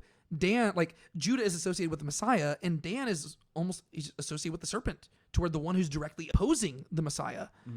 And then that leads to verse 18, where Jacob, just like as he's thinking about this and looking towards the end, he says, "For your salvation, I wait, Yahweh." Like the word for hope there is just to wait. And to me, I feel like this also calls back to Genesis 3, where it's the idea that the pain and the childbearing is just going to go a long time. And Jacob, in this moment, he is looking into the deep future, and he's like, man, it's going to be a long journey to get to the Messiah. And he's like, I'm waiting for you. And then as Christians, we would kind of think this is kind of cool because the word salvation in Hebrew is Yeshua. So Jacob literally says, like, as he is looking at this serpentine figure in Dan who is opposing the messianic arrival, he says, man, I am waiting for Jesus. And so I was like, yeah, the pun there is pretty cool. Towards he's just like, man, I am waiting for Yeshua to arrive, Yahweh, and you could even say like that Yeshua will be Yahweh. I am waiting for Yeshua Yahweh. But anyways, that's true. I find that very interesting. I don't really have much to say without just like getting into speculative stuff. But same. Okay, let's go into the next ones real quick. We can go through 19 through 21 pretty quickly, I think. Yeah. Verse 19, as for Gad, raiders shall raid him, but he will raid at their heels. So a few things here. First off, the word heel is repeated again. And so there's like that connection. There's also a connection. I forgot to mention this. Simeon and Levi, it said like, cursed be their anger for it is strong. And that tied into Reuben whenever it said that he was preeminent in strength. And so there's like that verb connection there, and then here we got the heels connecting between Dan and Gad. But more importantly, there's a lot of puns going on in verse 19 with Gad. Yeah. Because the name Gad, I forget what it specifically meant. It doesn't mean to raid. I have to go look back. You can look at that while I'm talking about this. But the word for raid is the verb gud, and raider is gedud. And so if you're just reading through this, it basically is just God, like it's just a bunch of puns on his name. So as for Gad, raiders, Gedud shall raid Gud him, but he will raid Gud at their heels. And so it's just like 4 different things that are a pun. The verse says, then Leah said, how fortunate. So she named him Gad. Okay, yeah. So I think it means like fortune. There's a pun going on here because it sounds like the same word for raid. And so there's like a quadruple pun going on. What is he saying? I mean, it sounds like there's kind of be this like, what's the word? Like when it's like the back and forth conflict. Yeah, I was just going to call it back and forth conflict. I don't know if there probably is a word like reciprocal conflict. It was something along the lines of like reciprocal. But yeah, like there's going to be a kind of a two-way conflict where people are going to be constantly fighting it with him, and then he's going to be constantly fighting with them. Yep, and that's about all we can say about that. Then you go to Asher, and it says, as for Asher, his food shall be rich, and he will yield royal dainties. The name Asher just means happy, and it seems like more or less he's going to have a happy time. What does it say about him? Like, what do we learn about him? I mean, it says that he'll basically be prospering. He'll be rich, and then he'll yield. I think it's like the food of kings or something like that. Yeah. And so the idea is that he's probably going to live in a luxurious land that produces a lot of good food. And sure enough, when you look at the tribal allotment of Asher, they live in I'm pretty sure it's like the most fertile area of the land. So they'll have fertile land basically. Yeah. Verse 21 with Naphtali is kind of weird. It says, Naphtali is a doe let loose. He gives beautiful words. What do you make of that one? Yeah, I wasn't sure either. I think that's pretty much exactly what it means, right? Like that's the Hebrew translates pretty much to just that. Yeah, that's a fair translation. Almost makes you wonder if it's like supposed to be positive or not, just because of the way the Bible oftentimes presents like people getting beautiful words. It's like both a good and bad thing sometimes. I assume it's probably not a negative thing though. Yeah. So the way that I've seen a lot of people interpret this is it doesn't fully satisfy me, but I mean it could work. They've kind of almost like said like the tribe of Naphtali will just be like a tribe of like culture, to where they will be a free people who are just like let loose to like express themselves artistically. Mm-hmm. To me, that seems like a very modern reading of things. I don't know. Like that seems like very like it seems like a very American way to read things, you know? I don't know if that's how Hebrew people would phrase it, but I mean, it's not like Hebrew people didn't have art or anything. It's just like the idea of like freedom of expression and like it just seems kind of weird. Yeah, it seems kind of anachronistic. Yeah. I didn't even think to look about like how the word like how does are often associated in scripture, because I don't know has the word doe even popped up until now? No, I don't believe so. You know, it's probably in several psalms, but yeah, I think it's mainly associated with music. That is the tricky thing about a lot of the songs here, is that when it comes to Hebrew vocabulary in poetry, a lot of vocab words in Hebrew only show up in the poems, and therefore they show up a lot less. And since it's in poetry, sometimes the context is harder to discern, to where it's like, because poetry is inherently not worded like normal stuff, and so it is a bit tricky. One thing I'll highlight, just because the Greek Septuagint, it just has different, like, whenever you get to poetry, sometimes it words things a lot differently. Mm-hmm. And so I figured I'd just highlight, with Naphtali, it says, Naphtali is a stem untrained, bestowing beauty in the offspring. Which honestly is not any less confusing. I just thought I'd highlight it because it's different. But there's a lot of differences in this, like to where, like whenever you're reading the thing with Dan, that final phrase, like in like what we just covered, it says, "For your salvation I hope Yahweh," and it feels almost like an aside. Whereas in the Septuagint, it actually almost ties it into the passage, to where it says, he bites at his horse's heel so that his rider falls backwards, waiting for the salvation of the Lord.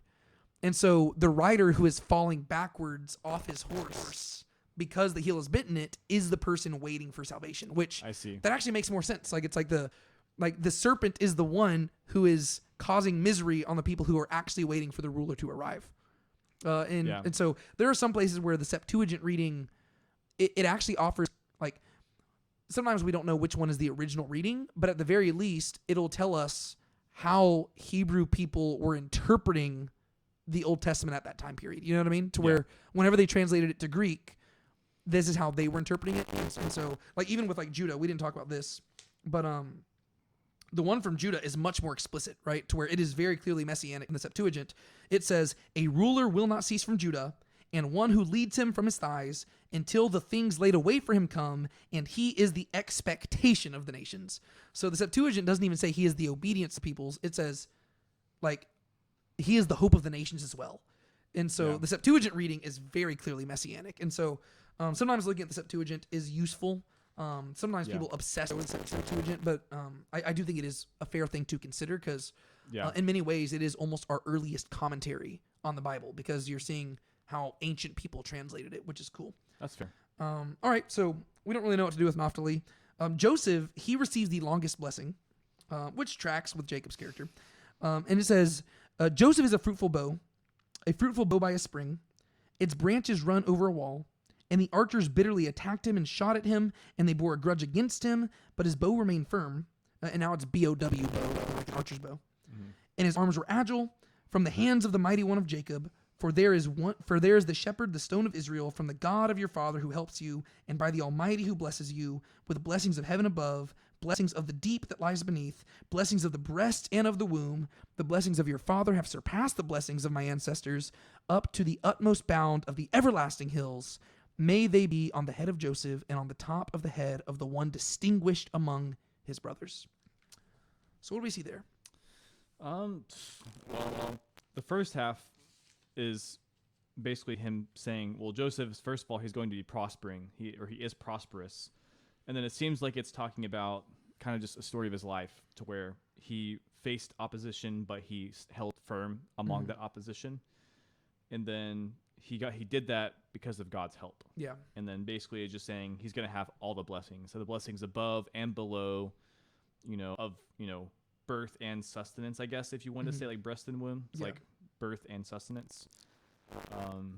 And basically, he just says he has the best. I mean, he literally says he has the best blessing of all his ancestors. Yeah, yeah. So this is another very weird one because if Judah's was a messianic prophecy, it almost seems impossible to not conclude that Joseph's is as well, because some of the stuff that he says here, especially when you get to the back half, it gets a little bit more confusing, right?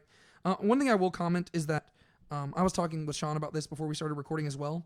The translation of verse 22 is very weird to me because it seems like most translations, they're really determined to make the imagery that of like a vine in like a garden. And I think that there's an argument that could be made that some of the stuff in the rest of it are like, it is like vine imagery. I don't think it's as solid as some people argue, but the literal language in verse 22 is literally just a fruitful son is Joseph, a fruitful son like by a spring, daughters stepped upon a wall. And so the words translated as like bow, and branch is just actually like in Hebrew, ben, and bat, which is just son, and daughter. And so it is just kind of confusing to me. Again, we don't need to linger on it. It's weird to me that they seem so determined to metaphorize this to like bows and branches. Whereas it literally just says a fruitful son. And that arguably makes more sense with Joseph because the word fruitful is para, which is where we get the name Ephraim, right? Whenever he said, like, God has made me fruitful in the land. And he's basically associated that with his sons. And so he says it twice, a fruitful son, a fruitful son. Well, that's because Joseph provided Jacob with 2 sons.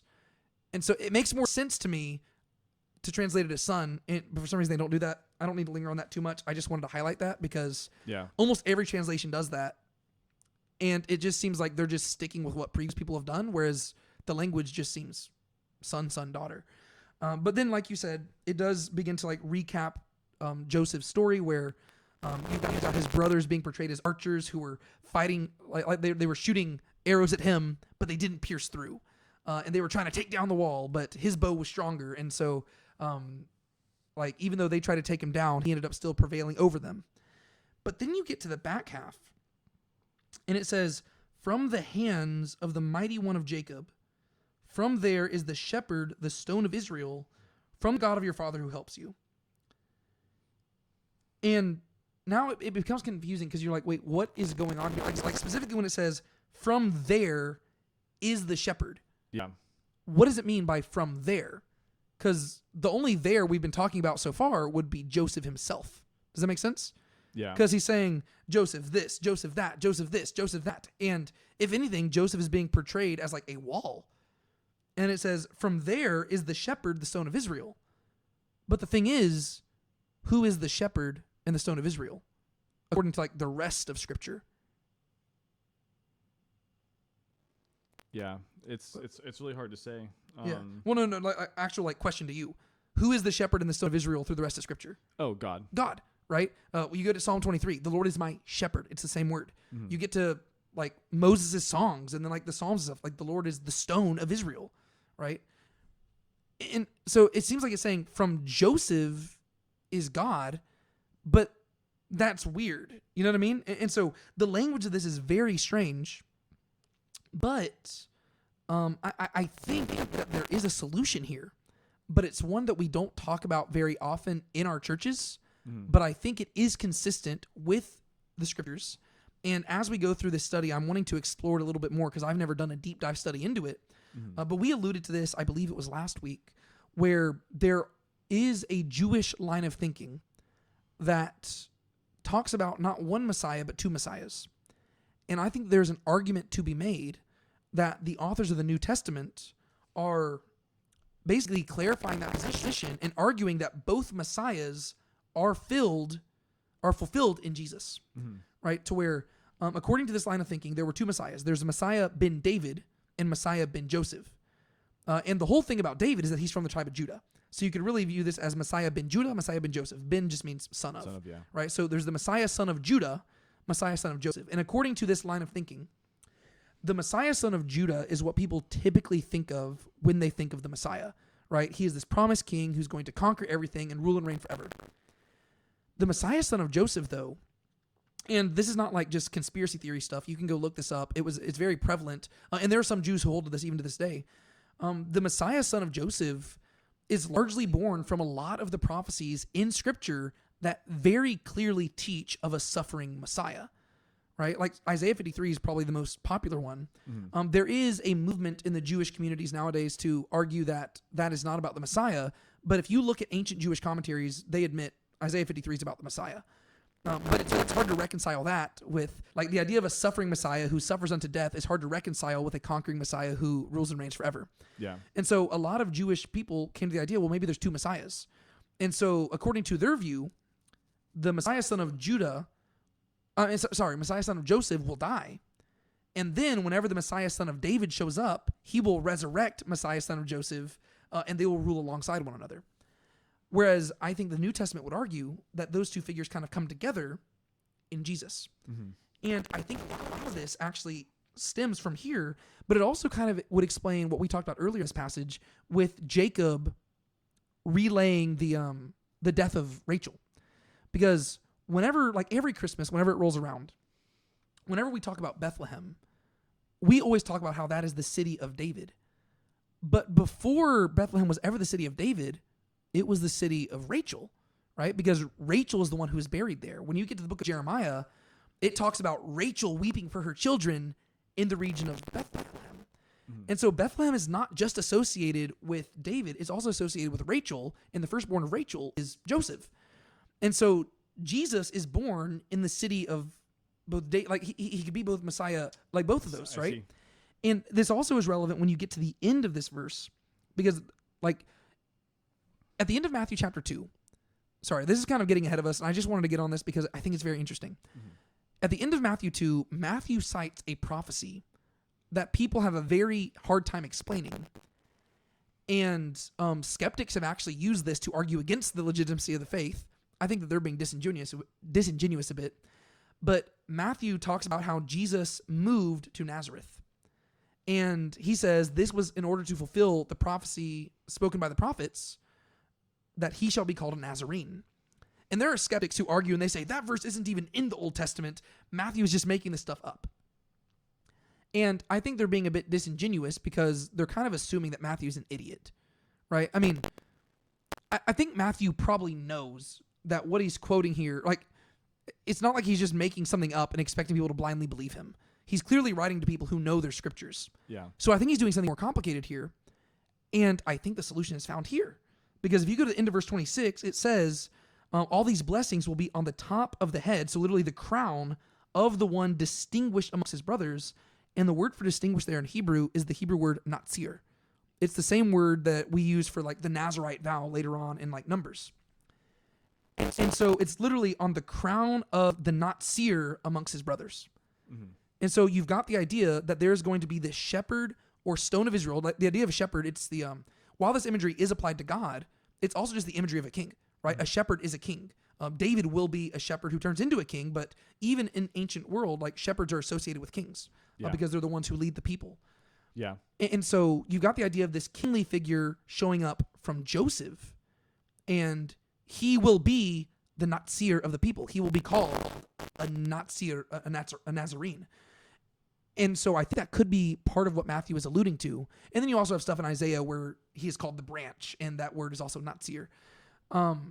And so I think that that's why Matthew says, as the words of the prophets say. But I just find that interesting because you have the idea of a Messiah, son of David, Messiah, son of Joseph, and Jesus is literally the son, like the adopted son of a man named Joseph. Mm-hmm. And then to continue with this line of thought, whenever the kingdom splits, the two most prominent tribes are going to be Judah and Ephraim. And Ephraim is Joseph's tribe. And so in that way, you actually have these two things coming together to where Jesus will be born in Bethlehem, which is in the tribe of Judah, but he is going to do his ministry in the land of Galilee, which is the area of Joseph. And it's like, I think the New Testament is arguing that Jesus is blending these two things together, and he is really fulfilling both roles. And there were never two messiahs. There was a Messiah who showed up at two different times. And so he showed up once to do the whole Messiah, son of Joseph thing, and one day he's going to return to do the Messiah, son of David thing. Yeah. So again, I don't want to speak beyond like my realms of like. I mean, I'm still reading up on all this stuff, and I've looked into it for a few years, but it's a thing I want to explore as we read through this because honestly, it's the only way I can make sense of what's going on here in the blessing on Joseph, because it's a very weird blessing if there's not something somewhat messianic going on about it. But do you have any other thoughts about that? Sorry, I kind of rambled for a long time there, but Oh no, you're good. I mean, I guess I don't have necessarily too much else to add. I mean, just about the whole entire blessing. Other thing to Joseph, yeah. Mm-hmm. I will highlight, I guess, that the word blessing itself shows up 6 times in the blessing to Joseph, which is just a lot of times. That's blessing, true. blessing. It says blessings from the heaven above and blessings of the deep that lie beneath, and that's the word techom, which we saw way back in the beginning of Genesis. I'm just trying to highlight how, again, the end of Genesis reflects the beginning to where you're getting these callbacks. Yeah. I guess I'll also just add, I guess, since we didn't mention it, but how verses 23 and 24, how they are called back to Joseph's life, but in the same way, they do also call to Jesus' life too. Messiah, to where, to where we didn't talk about this. We talked about it before we started recording, but like how the imagery of archers and arrows and stuff, how it could possibly not just be talking about like physically being oppressed, but also it could be talking about like more mental / like mind things, like strategy. Yeah, like strategy. Like whenever God fires his arrows on the people, it's the idea that he is against them, or that like whenever there's like the arrows of the devil, like the fiery darts of the devil. Yeah. The idea is that he is scheming against people.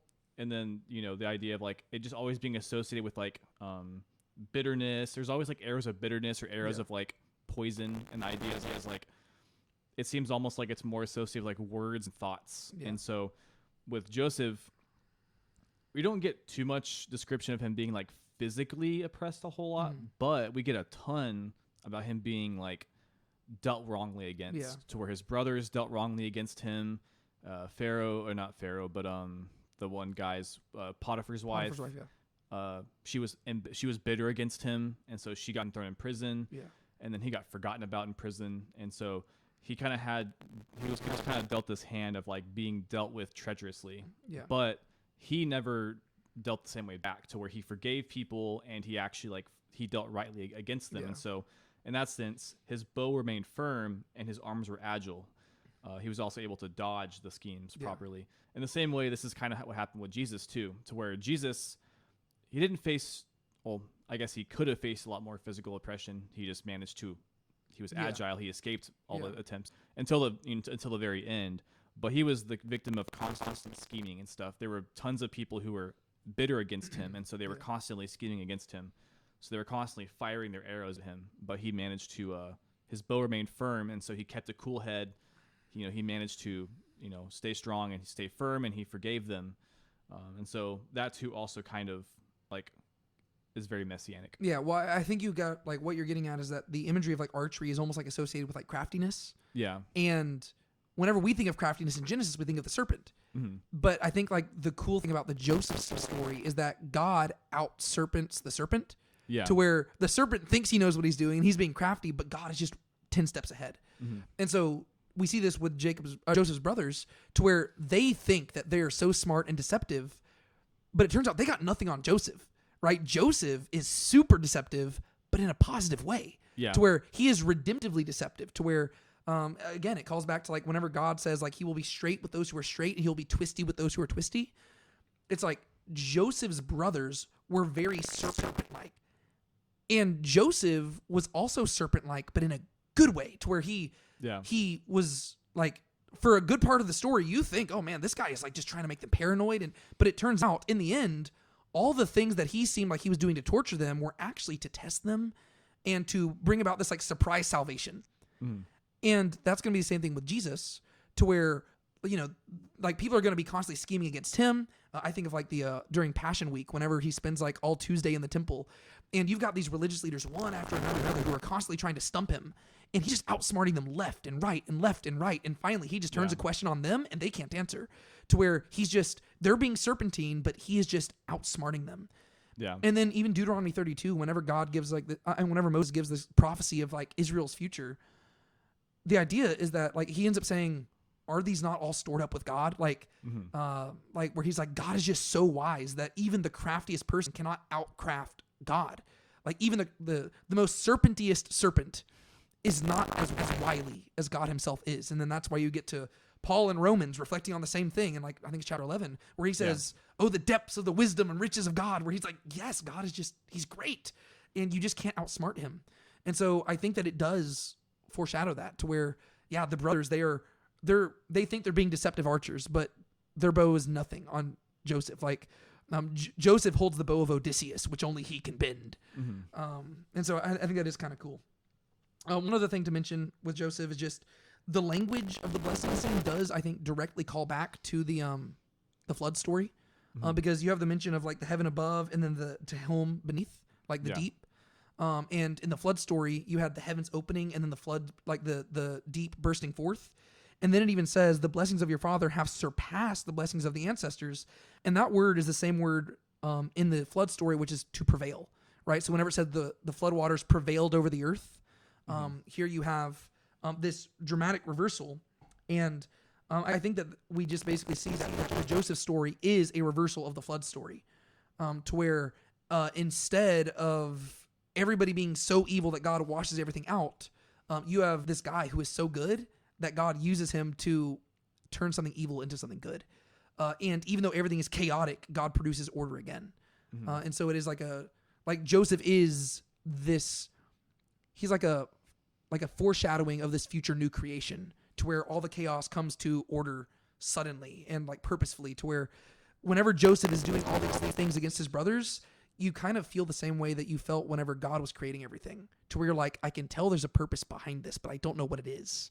Mm-hmm. And then it's not until God says, let's make man in our image, you're like, oh, I get purpose. Yeah. It's not until Joseph reveals his identity and you're like, oh, I see what he was doing. You know what I mean? And so that's true. I think it's interesting how that language calls back to that. And it's because Joseph is directly imaging God, which is what we're supposed to do, right? Joseph has successfully done what humans are supposed to do. He has been the image of God on earth. And so I just think that's kind of cool, especially whenever you get to the end of chapter 50 and he says, am I in the place of God? And it's like, well, you're in the closest place that anybody's been so far. That's true.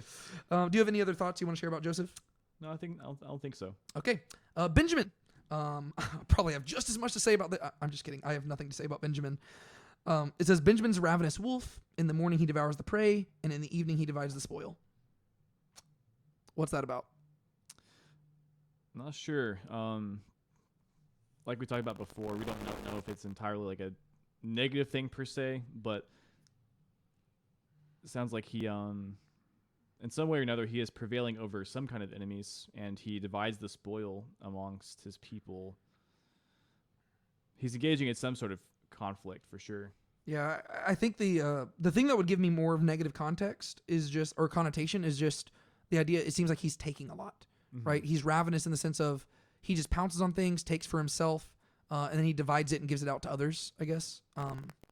Yeah, well, that's probably a stretch. I was gonna say that almost makes me think like how Saul was he's from Benjamin, Yeah, and like he's the very first king, and so he kind of foreshadows the fate of kings and like the fate of Israel with a king. yeah. And I think the best way, like that's the best way to interpret these, is that going forward through Scripture, we have to look. Okay, let's look at the people who come from these tribes and see what they do and see if that explains what's going on. And I think that I kind of cut you off, but what were you saying about Saul? No, just I mean this. If you keep that in mind, that is kind of describes Saul. He was a ravenous wolf, and he devoured his prey, and that could have been both enemies, but also the people of God. And he like divides the spoil, so he's taking, and he's like, this is what like Samuel talked about in First Samuel. He said, kings are going to take. They're going to take your land, take your daughters, take your sons, take you, take everything, and you know they might take it, and then they're going to give it amongst like their supporters and stuff. Yeah.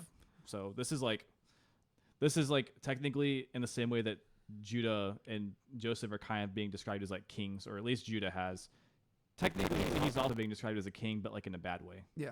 Well, and we're going to see this in the book of Judges with like from Saul's hometown in Gibeah, whenever they literally take this Levite's concubine and they devour the prey, and then the next morning that guy wakes up, he chops her into a bunch of pieces and divides the spoil to call people to war against them. That's true. And so maybe that could be why we're getting kind of like mixed feelings here, to where it seems like overtly negative, but like it could just be that Benjamin is the definition of just like a worldly ruler, right? Like he's just like he's not being praised for being like Judah or Joseph. He's worldly.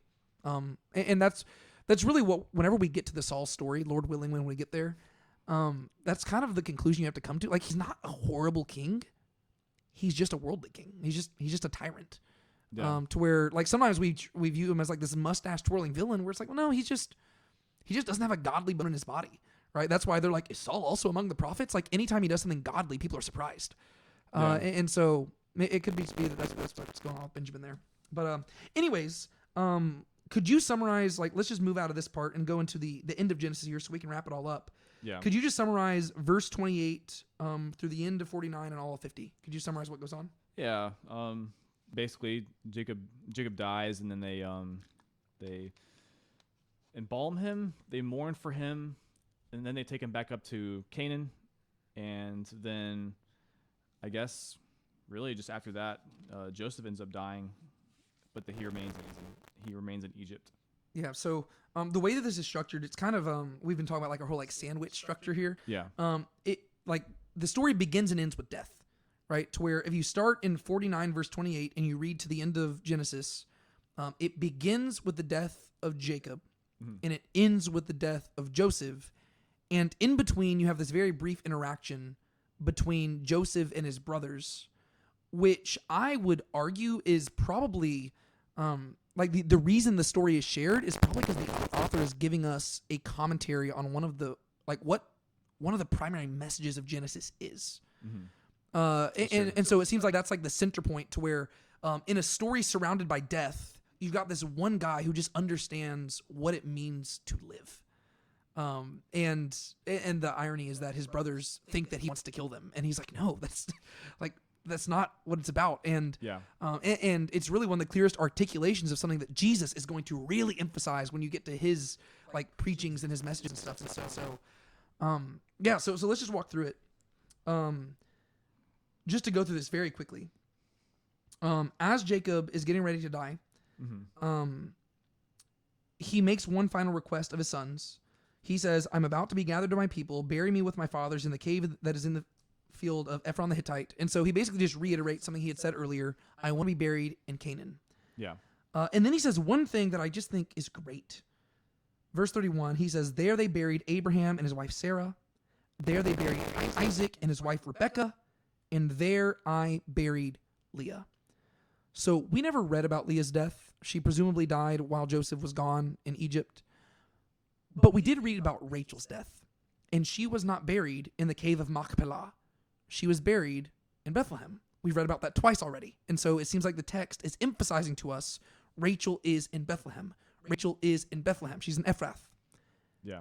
But then you get here, and one other thing that we've known throughout the whole story is that Jacob has been obsessed with Rachel.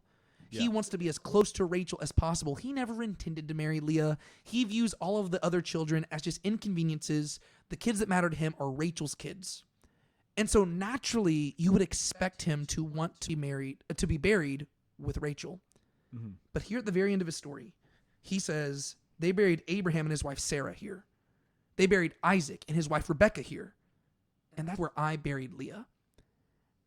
And I just can't, to me, it's almost kind of romantic. Yeah. Because by definition, if you're just looking at the parallelism, Abraham, wife Sarah, Isaac, wife Rebekah.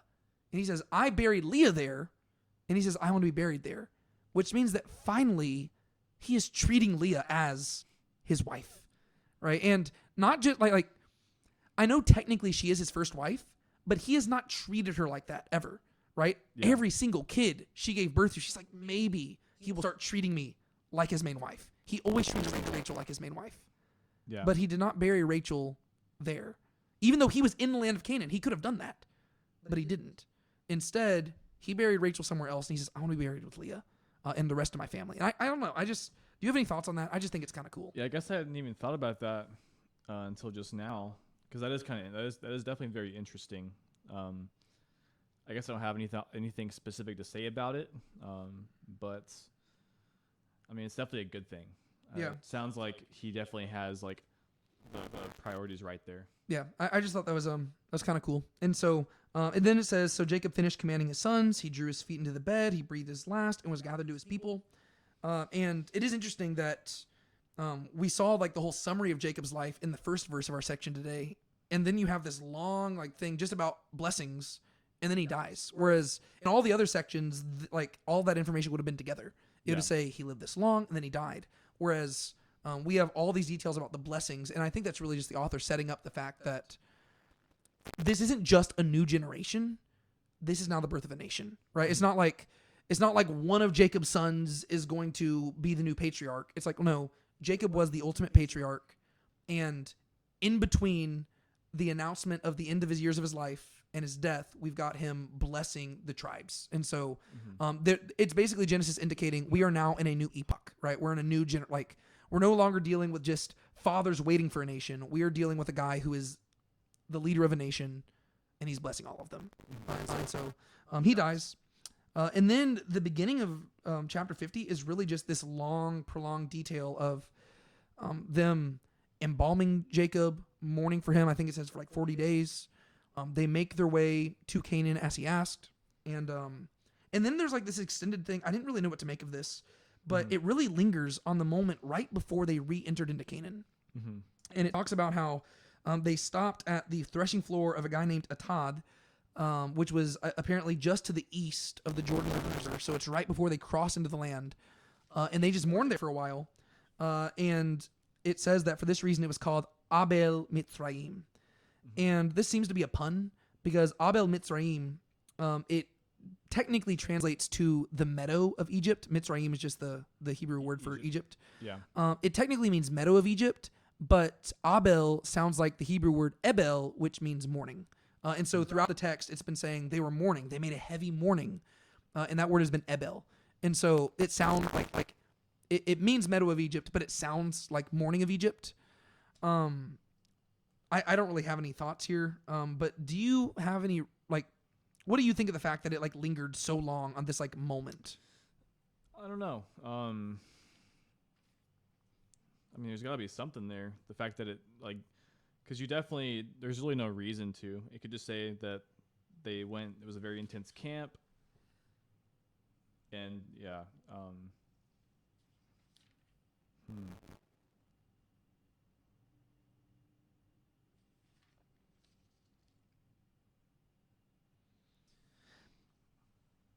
I'm not sure. I mean, it's describing an event where the Canaanites are actually they're watching the mourning, but it seems like they're not associating it with like they're associating like these people with Egyptians, not necessarily just like I mean I guess they wouldn't be Canaanites anyways, but Yeah. I'm not really sure. I guess it could just be associating like with how highly esteemed Jacob was in the eyes of the Egyptians, because it's not just like the house of Jacob that's going. There's a lot of Egyptians going with, and so it could be like they're looking and they're like from their perspective, Jacob seems almost like he's like an Egyptian king, which could track with some historical records and stuff that I don't need to get into, but. Actually, this is just like a fun thing. There have been records of like with it I think it's like scarabs or something like that have been found, which with the name like Yaqub Har, which Yaqub it just means like it's like Jacob. Yeah. But they're like in Egyptian scarabs, and so like people are trying to figure out like who is this guy, like because it seems like he's an Egyptian king, but there are no records of an Egyptian king, but like they have been discovered in Egypt and in Canaan, and it seems like there's like this famous Egyptian guy who was well respected in the land of Egypt, whose name was more or less Jacob. I'm not saying it is Jacob. I looked into that. I'm like, that's kind of cool. And it would seem to more or less correspond to this time. I'm not saying they're the same person. I just kind of a cool detail. That's true. It'd be neat if it was the same person. That's pretty cool. Yeah. And it could make it would line up with what they're saying here, right? To where they're looking into them. It's like, wow, they're entering into Canaan, but this seems like it's like an Egyptian funeral. Yeah. And so it seems like it's really just lingering on this moment because from Joseph's perspective, this is presumably the first time he's entered into Canaan since, I mean, like decades and decades and decades earlier. He's an older man now, and I mean, I guess his dad was there 17 years, and so I guess Joseph is 56 now, and he hasn't been in the land since he was 17, and so he's entering in. It's like there's like this final moment. They're beyond the Jordan, and the word "beyond" there is the word "eber," which is just where we get the word Hebrew from. And so it's like it's the Hebrew Jordan, and then they entered in, and then they bury Jacob, and so I don't know what to make of that, but the thing I really do want to focus on is starting in verse 15. I'm just going to read the whole thing. It says, "Then Joseph's brothers saw that their father was dead, and they said, 'What if Joseph bears a grudge against us and returns to us all the evil which we dealt against him?' And they sent to Joseph, saying, 'Your father commanded before he died, saying, Thus you shall say to Joseph, Please forgive, I beg you, the transgression of your brothers and their sin, for they dealt evil against you. So now, please forgive the transgression of the slaves of the God of your father.'" I love this because this is Joseph's brothers just being heel grabbing again, because I would think that Joseph is smart enough to see through this, because it's like if dad wanted to tell me that, why wouldn't he, like, why did he tell you? Like, the logic doesn't make sense, right? If Jacob wanted Joseph to forgive the brothers, why would he not have said that directly to Jacob? It doesn't make sense to be like, hey, after I die, you let Joseph know I want him to forgive you. Like that would very clearly, like, if he's able to tell that to them, like, so they're very clearly just trying to save their own butts here. Yeah. And then, as we would expect from Joseph, he weeps. It says, "And Joseph wept when they spoke to him." And how do you interpret this weeping here? Well, like, what do you think? Like, what's causing him to weep? I would say one of two possibilities, or both. One could just be like, I don't know if disappointment's the word, but like the idea like that he thinks that they would still think that way. Yeah. It could be that, like, or like almost feeling bad for them for like them still like being caught up on that. Yeah. Well, to me, it's funny that you say that, because I associate it kind of very closely with John chapter 11 with the whole phrase "Jesus wept." Yeah. And to me, it's almost like Joseph's weeping here is very similar to where That's what I was thinking of too. Yeah. it's just, he's more just like, guys, y'all still think this? Like, the reason Jesus weeps, a lot of people will be like, why is Jesus crying for a guy he knows he's about to resurrect? Well, if you read John chapter 11, he's not weeping for Lazarus. He's looking at the people around him, and he sees their distress, and like, he showed up and he's like, "I'm the resurrection and the life. I'm the resurrection and the life. I'm the resurrection and the life." And they just don't believe. And so he starts to weep because he's like, y'all don't get it. And it's like he's discouraged and sad, and also like, guys, come on. Like it's their lack of faith is what makes him sad. Yeah. I would kind of think that's what's going on with Joseph here too, to where he's like, like for the last several decades, y'all have been living with me, and y'all just don't even understand. Like, it's like I forgave y'all so long ago, and this has been lingering with y'all on your hearts. Like, why won't you accept my forgiveness? It's almost like they would think that he's like been fake this whole time. Yeah. Well, yeah. It's like, guys, no, I meant it. Like, we're good. And so he responds, and well, even before that, like, he's weeping, and they fell before him and said, "We're your slaves." And Joseph said to them, "Do not be afraid." And this is the same thing that he had said before. Yeah. "Do not be afraid, for I am God's place. As for you, you meant evil against me, but God meant it for good, in order to do what has happened this day, to keep many people alive. So now do not be afraid. I will provide for you and your little ones." And he comforted them and spoke to their heart. And that language, spoke to their heart, we've only seen it one other place. And it was, interestingly, in Genesis 34, whenever you had Shechem speaking to Dinah, it said that he spoke to her heart. Oh, yeah. I don't know what to make of that connection. But so he basically just reiterates the same thing he had told them decades earlier. And he was like, guys, like, no, like, I forgave you because, yeah, like, he doesn't deny that they did something bad. He just says, God had bigger plans than you, and you couldn't mess up God's plans. Yeah, you meant something evil, but God meant it for good. And if I needed to suffer in order to bring about God's good purposes, why would I punish you for that? And what I love there is that he's not denying their guilt. He's just saying, my appreciation for God's sovereignty forbids me from holding a grudge against you. Yeah. And like, this is the definition of just loving your enemies. And I just find that interesting to where, again, you have this book ended by death, but in the middle, it's the promise of life. So where it's like, you got Jacob's death and then Joseph's death, but in the middle, he's like, guys, the whole reason I lived was so that you would live. Mm-hmm. And yeah, you did a bunch of bad stuff to me, but that's why I'm here. Like, I was not living to provide for myself. I was living to provide for y'all. And so if you had to do that evil stuff against me in order for me to serve you, that's fine. And I'm like, that's just such an amazing response. Yeah. But what are your thoughts on that and just the whole interaction there? Because I feel like there's just so much we could just pull from it. Yeah. I think it's kind of crazy is this is like the most immediate fulfillment of the blessings. Because we just talked about how like Jacob told Joseph that like these people were like the lords of these arrows were like firing against him. They had a grudge against him, but he held his bow firm. Whereas here you have the brothers they're kind of pulling like the whole Jacob thing with Esau to where Jacob thought Esau was angry when he had no reason to be, or he just wasn't. Yeah. Whereas here they're kind of, and he was like, we kind of talked about how that was like almost him projecting in a way. Mm-hmm. Whereas here you have the brothers, they're saying, what if Joseph bears a grudge against us? Which is the same wording that like where the people with the arrows against Joseph, they bore a grudge against him. They're almost like projecting in a way. They're saying like, what if he bears a grudge and returns back to us all the evil which we dealt?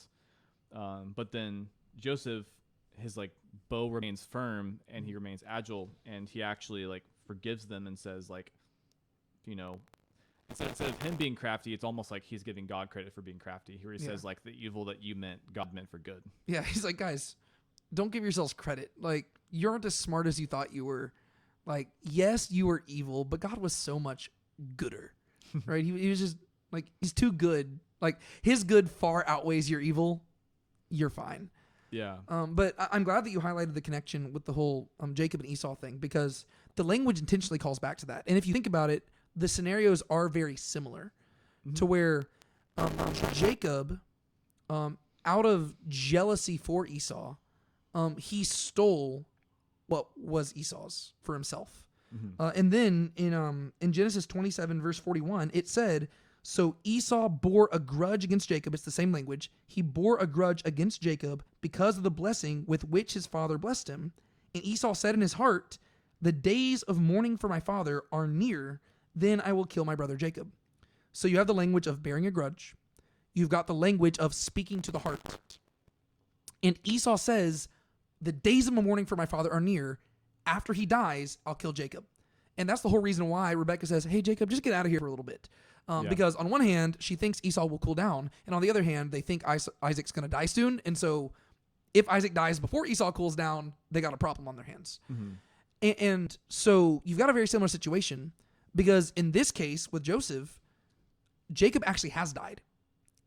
And so now that they have done, like, they have completed the days of mourning for their father. And so they're thinking a lot like Jacob, because that's what Esau wanted to do. Esau wanted to kill him. And presumably the only reason Esau didn't is because it took Isaac a lot longer to die and because Esau cooled down, right? And so whenever Jacob re-entered into the land, he was still nervous about this. And he was freaking out. And he was sending gifts ahead. And he's wanting to just appease Esau. And Esau never even addresses it. He's like, what were all those gifts about? Where it's almost as if Esau just forgot what happened, which kind of tracks with Esau's character. And so Jacob almost seems like he lucked out to where, yes, Esau forgave him, but it's also almost like Esau forgot. But in this case, we know for a fact that Joseph has not forgotten. And so the brothers, they're in a similar place where they're like, okay, well, the days of mourning for our father are done.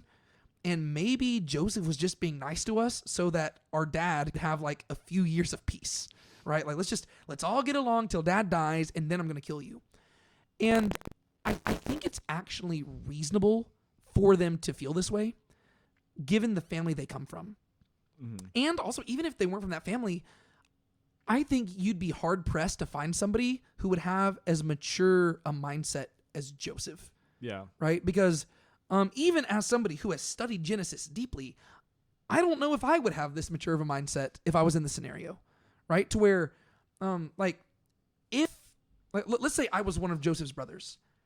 If I had sold my brother into slavery and caused him to go through hell and back, and suddenly, the next time I encounter him, he is like second in command of the world. I don't care if he tells me he's forgiven me. I'm probably not going to believe it because he has every reason to hate me, and I'm probably going to spend most of my life just waiting for for things to take a turn. Yeah. Because that's what they deserve. And so I understand where they're coming from because Joseph, he has every right to hate them. And you wouldn't expect him to be that mature about it. Mm-hmm. And so I get where they're coming from, but the cool thing is that both Jacob and Joseph's brothers, their fear is unfounded, right? Whenever Jacob re-encounters Esau, everything's fine. And you actually have the same language of like both Jacob and Esau weep. And here you have Joseph weeping. I guess the difference is that whenever Jacob reunited with Esau, Esau says he forgives him and then they part ways. Whereas here you've got Joseph reuniting with his brothers, where he says he forgives them, and they come to live with him, but then they have these several decades in between, like 17 years, where they just don't really believe it. And then finally at the end of the story, he's like, guys, I meant what I said. I wasn't speaking deceitfully, but they're Jacob's sons. And so they're kind of doing the same thing that Jacob did, and they're just projecting. And they're like, well, they deceive people all the time. And they were this story started with them deceiving him. Right? They were lying about something that Jacob had told them. And so, like, from their perspective, they're all out lying. Whereas Joseph just seems like a genuine guy. And he's like, I wasn't lying to you. I genuinely have forgiven you. And I genuinely believe that God sent me here to provide for you. And so, I don't know. It's such a beautiful ending there.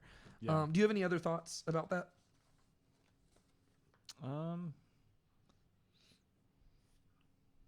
Honestly, not really. I mean, I think you said it pretty well. Okay, well, while you keep thinking about it, one thing I will add is just how, to me, this also introduces a concept that's going to be recurring throughout Scripture, and that's the idea of redemptive righteousness. And what I mean by that is that whenever we think of righteousness, oftentimes, we think of righteousness as doing good things and not doing bad things. Whereas what we're going to see through Scripture is that God actually has a higher view of righteousness. I would argue from a worldly perspective, that is the definition of righteousness. It's just doing good things, not doing bad things, hanging out with the right people, and, just not causing problems. Mm-hmm. Whereas I think what Joseph is promoting here is going to be something that, like, this is where we get to understand the heart of God. It is not a righteousness that simply does good things and doesn't do bad things. It is a righteousness that intentionally enters into bad situations and redeems them to produce good. And Jesus is going to pick up on this whenever you get to the Sermon on the Mount, where he says it's not just like love your neighbor and hate your enemy. It's love your enemies, pray for those who persecute you. It's about, if somebody hits you on one cheek, turn them the other also. If they make you walk 1 mile, go 2 miles with them. It's like saying, like, he's assuming that bad things will happen to you.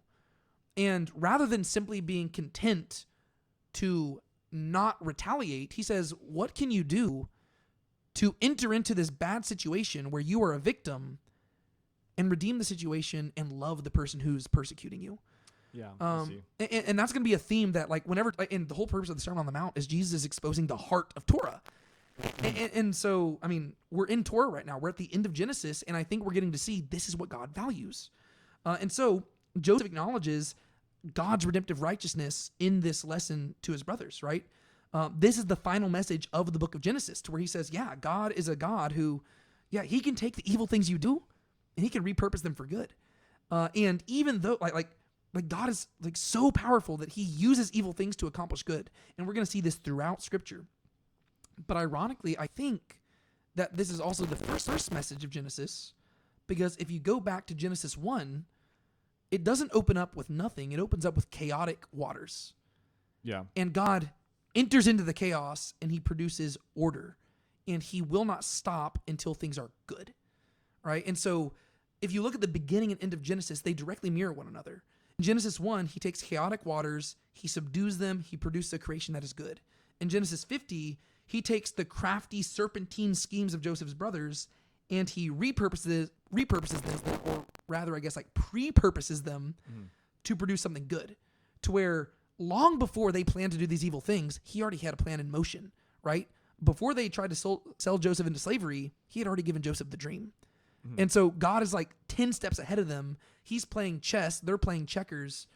And we're learning about God here, right? And we're learning what it means for God to be like sovereign, right? How is he you get this into this debate with people. Is God controlling or is he in control? Yeah. Right? And I think the answer in Genesis is that he's not overtly controlling, but he is in control, right? To where, like, it's not like God is like treating people like puppets on strings where he's just making them do whatever he wants. Instead, God can work through whatever. And even the most evil people can do the worst possible things, and God will find a way to still accomplish his ultimate purposes through that. Yeah. And so we're getting a complex idea of who God is. And keep in mind, Genesis is the first book in the Bible. It is introducing us to these concepts. And so a lot of these things are things that we might take for granted about God. But in Genesis is where it's the genesis of that idea, right? It's the beginning of it. And so I would argue that really this does set up the whole story of Scripture. Because God is so good that he can repurpose evil to accomplish good. And we see this in creation. We see this in the story of Joseph. We're going to see this again in the story of Israel, to where he is going to use their evil to bring even more people into the fold of God. Yeah. And ultimately, this is going to be the story of all Scripture, to where if you look from Genesis to Revelation, the story is that you have a good God who enters into an evil situation and he redeems it for good. Like we said, the story of creation is, the story of Scripture is redemption and restoration, right? It is him redeeming humanity and restoring the corrupt creation. It's him entering something evil, producing good. Yeah. And so I think this like final promise of Genesis here is that it's letting us know that chaos will be subdued, it will be brought into order, evil will be overcome with goodness, the serpent will be crushed, the seed of the woman will prevail. This is the gospel of the skull crusher that we have like seen promised since Genesis chapter 3, and it's like coming to a head here in Genesis, to where it's not fulfilled, but it is foreshadowed. And so, that skull crusher has not arrived, but we've gotten a taste of what he might look like in the characters of Judah and Joseph. And so he hasn't arrived, but he is coming. And so this is where we as a church cry out, Maranatha, like, come Lord. And so I think it's just such a beautiful ending to the book of Genesis. And then you top it by it actually culminates with Joseph dying, and he just says, like Joseph himself acknowledges, this is not the end of the story. It's like the end of Genesis is basically just like it's like a cliffhanger or like sequel bait. Yeah. To where he's just like, hey guys, y'all are gonna be in Egypt for a while, but when y'all get out of here and God leads you, take my body and bury it in Canaan. To where he says, don't do it now. I want you to wait until God brings you out. And like, so it's a cool way of wrapping up the story that we saw begin in Genesis 1, but also set up the remainder of the story, which was also promised in those earlier chapters. Yeah. And so it really is like just from a literary perspective, beautiful way to resolve a book and set up the rest of the story. Yeah. Yeah, especially with Exodus coming up, the Genesis ending with the whole reminder of the fact that God repurposes evil for good. It is a message of hope, because you already know from the beginning that God already has a plan set in place. And so if God can repurpose all the evil things for good, you know that in the end his plan is going to work out. And you also know that no matter how bad things get, God was going to use them to accomplish his good. And so then you get into Exodus and the people are, enslaved in Egypt. You can kind of see where the story is heading. Yeah. Well, yeah, because they're in a place very similar to Joseph, right? Yeah. Joseph was sold into slavery in Egypt, and the Israelites, they willfully entered in. And so they're going to be in this place where it is terrible and they're sighing under the oppression. But even if Torah wasn't written down yet, they obviously had the story of Joseph. And so they can remind themselves, okay, well, God can use evil to accomplish good. And they're looking back on these promises that God made to Abraham, Isaac, Jacob, and they're waiting for this deliverance. Yeah. And then for the original recipients of the Torah living in the wilderness, this is what they're being reminded of, right? To where Moses can say, look at what God did through Joseph, and now look what he has done through you too, right? Just as he delivered Joseph from slavery in Egypt, he has delivered you. And just as Joseph helped his family to live, well, guess what? Now God has given you Torah, and I have set before you life and death. Choose life that you may live. And so you do see this natural setting things up to where the people of Israel are being invited into the story, and they are learning the heart of God and also some deep theology to where, I don't know, even to this day, one of the main reasons that people leave the faith is because they're saying, I don't get why a good God would allow evil. And I'm like, are you reading the same Bible that I am? Because the Bible isn't ever concerned with giving us answers, but the Bible also doesn't ever make it seem like life is just going to be good all the time.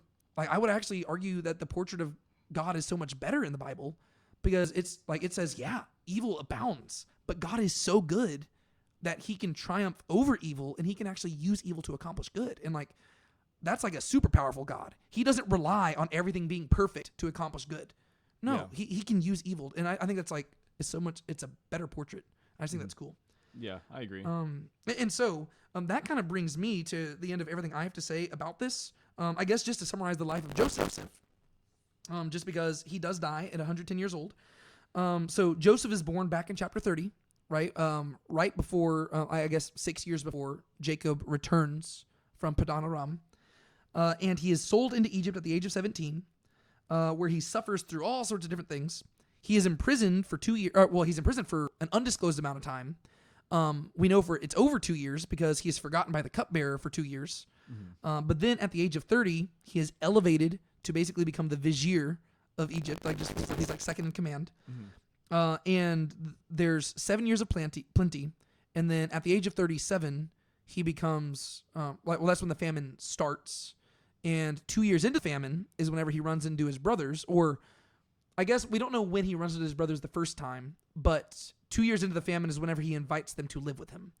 And so he probably runs into his brothers at least a year somewhere in there. At the age of 39 is whenever his brothers and his father move back with him. And then Jacob dies whenever Joseph is 56.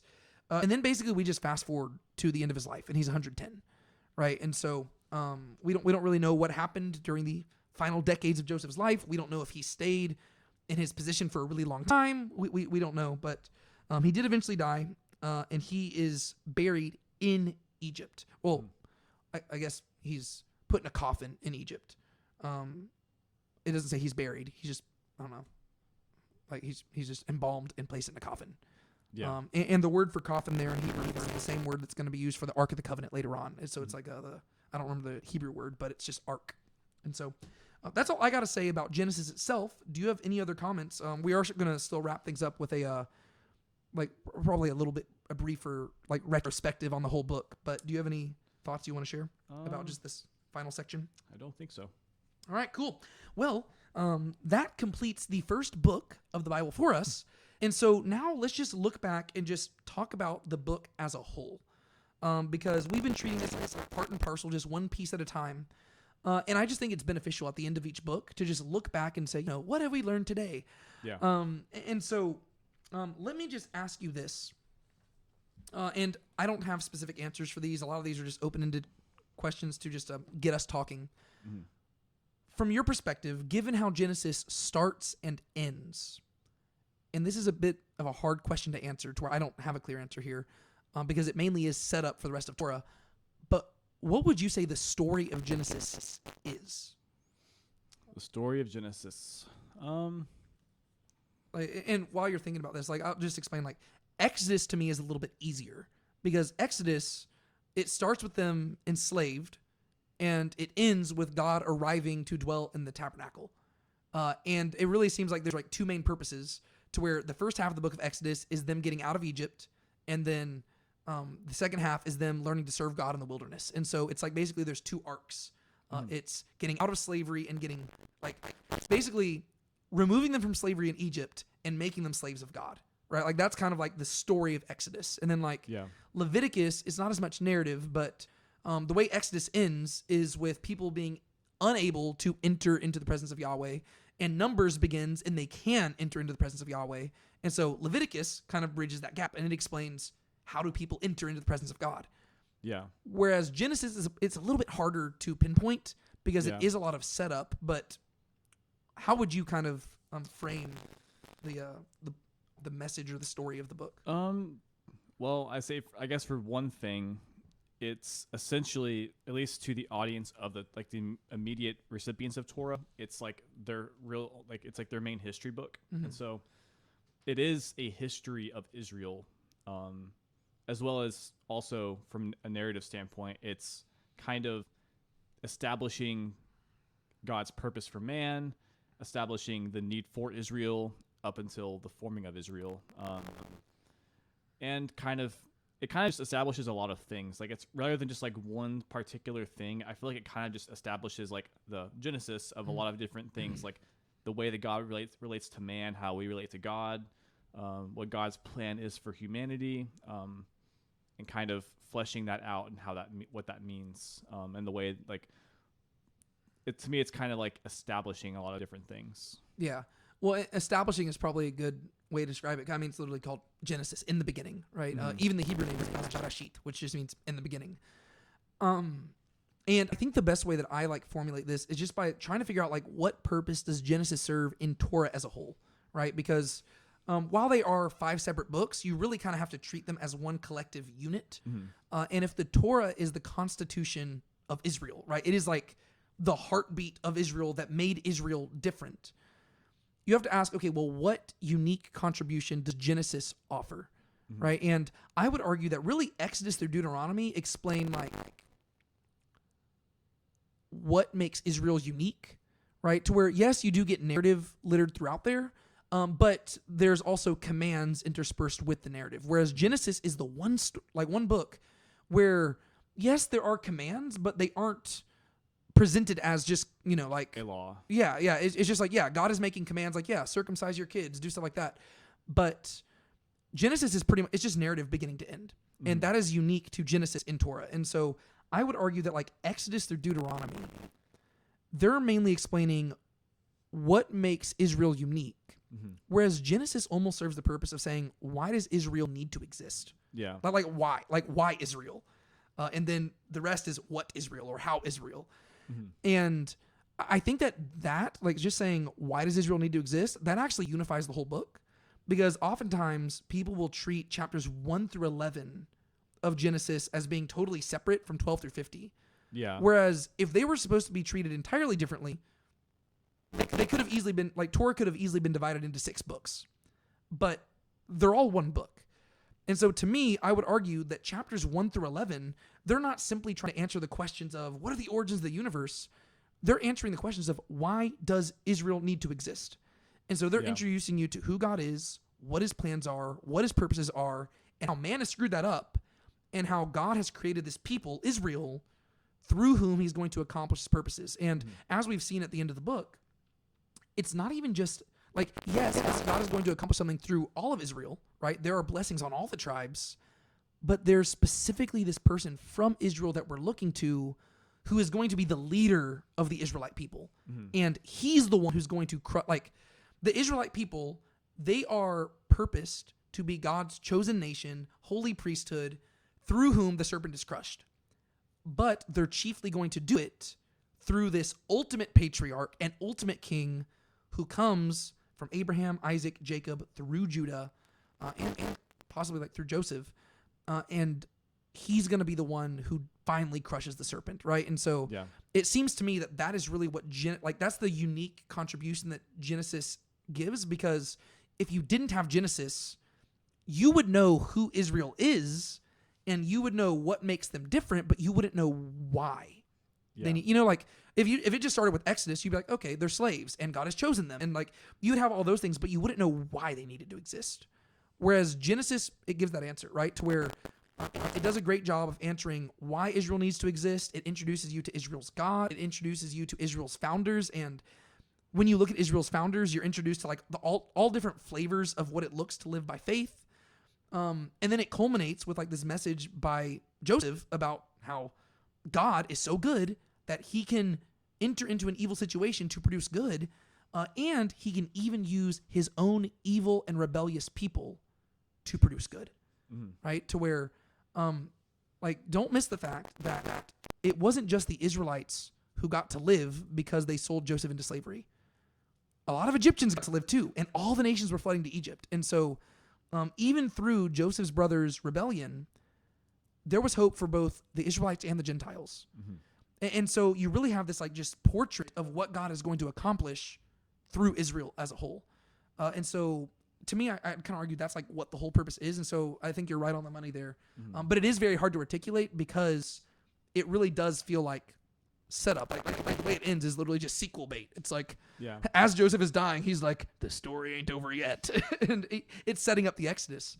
But I would kind of argue that that seems to be, to me, what's going on there. Yeah, that makes sense. And so next question I have for you, and again, I don't have a specific way to head here, but are there any particular themes that, like just, or before I get to that question, what would you say is the central theme of, like, of Genesis?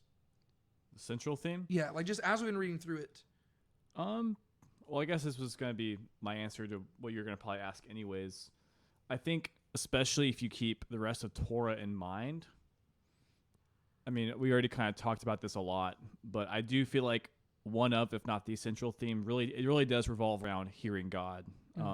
Because this even goes back to Genesis 2 and 3, which is that God asked Adam to hear him, not to rely on his own sight. Yeah. And then we saw that the sin that Adam had was to hear his wife, and his wife didn't hear Adam. Yeah. So it all revolves around this idea of hearing and seeing. And then you go all the way to the end of Torah with Deuteronomy, and the whole thing is always, hear, O Israel, hear, O Israel. And we see that throughout Genesis, there is, people aren't hearing God. So God decides to create a nation of people to hear him, to guide the nations back to him. But then he starts that with the patriarchs, and he starts teaching them to hear his voice so that they can establish this nation of people who are hearers. Yeah. Who aren't just seers and takers. And so we kind of see like this way that God's working in the world to establish a nation of hearers. And then by the end of Torah, we have this call for this nation to be hearers of God. Yeah. And that's interesting. I hadn't even really thought about it until you highlighted that. But like Joseph is interesting because arguably, even though he doesn't give like elaborate prophecies like Jacob does or anything, but he arguably hears God the best of anybody else, like of the patriarchs, right? I mean, not accounting for like Noah or Enoch or something like that. But Joseph arguably hears God the best, yet he never experiences like a theophany of God, to where God never shows up to Joseph and says, or as far as we're aware, he never shows up and says, hey, Joseph, this is what I'm doing. Yeah. Joseph, he's just in tune with God. Yeah. And it's just because he's faithful, right? To where he's able to interpret dreams, but we never have God being like, hey, Joseph, here's what the dream means. He just interprets it. And Joseph is like he is like this final figure who he hears God, and it's actually almost like through his life experience, he learns what it means to hear God. And arguably with Judah as well, to where Judah, he doesn't come across it as naturally as Joseph, but the way he comes to hear God is by being confronted over his sin, to where basically he has to have Tamar wagging his ID badges in front of his face for him to realize, oh, she is more righteous than I am.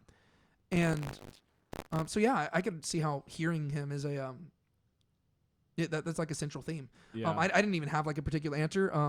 To me, like structurally speaking, the book would be like it's definitely structured around the idea of like seed and bearing, and like the structure of the book is like those toledot sections, which just means like generations, and then again and again you have the word like for seed, and then to beget and begotten ones and stuff like that. Like that word shows up like more in Genesis than anywhere else in the Bible.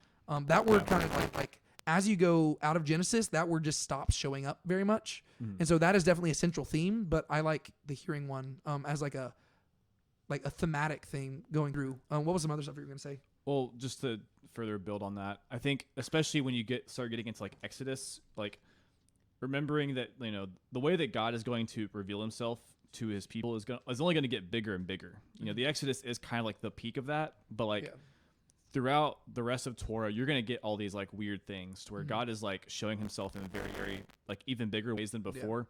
And I think if you think about it, Genesis is kind of bookended in a way where you have Adam, the first man, who has like, he is literally walking with God, like literally walking with God, but that wasn't enough to cause him to hear God properly.